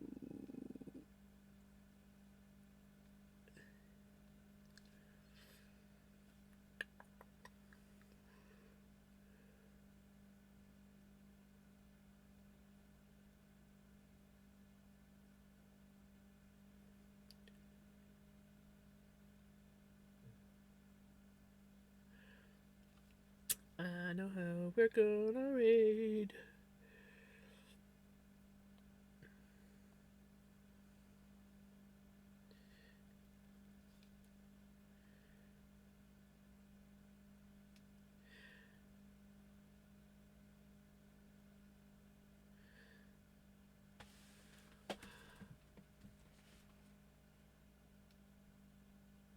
Yeah.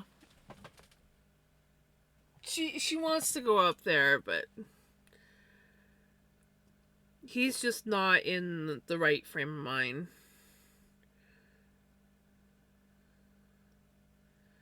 So we are going to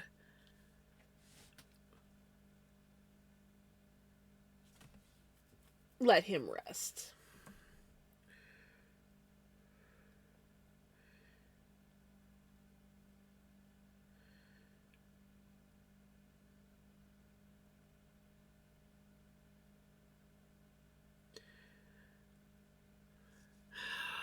Thank you so much. Yeah, I think he should be mostly back to normal tomorrow. Anyways, thank you so much, everyone, for coming and hanging out with me. Thank you, everyone that came in with the raids and stuck around. Very much appreciate it. Thank you to everyone who followed. Also, very much appreciate it. I'm not streaming tomorrow, but I'll be back Tuesday. We're probably going to be working on this sweater again. I would like to make a little bit more progress on it. It's not a sweater, it's a shrug, but whatever. Anyways, I hope that you guys have a wonderful day, a wonderful night, and I will see you guys Tuesday. Take care. Bye.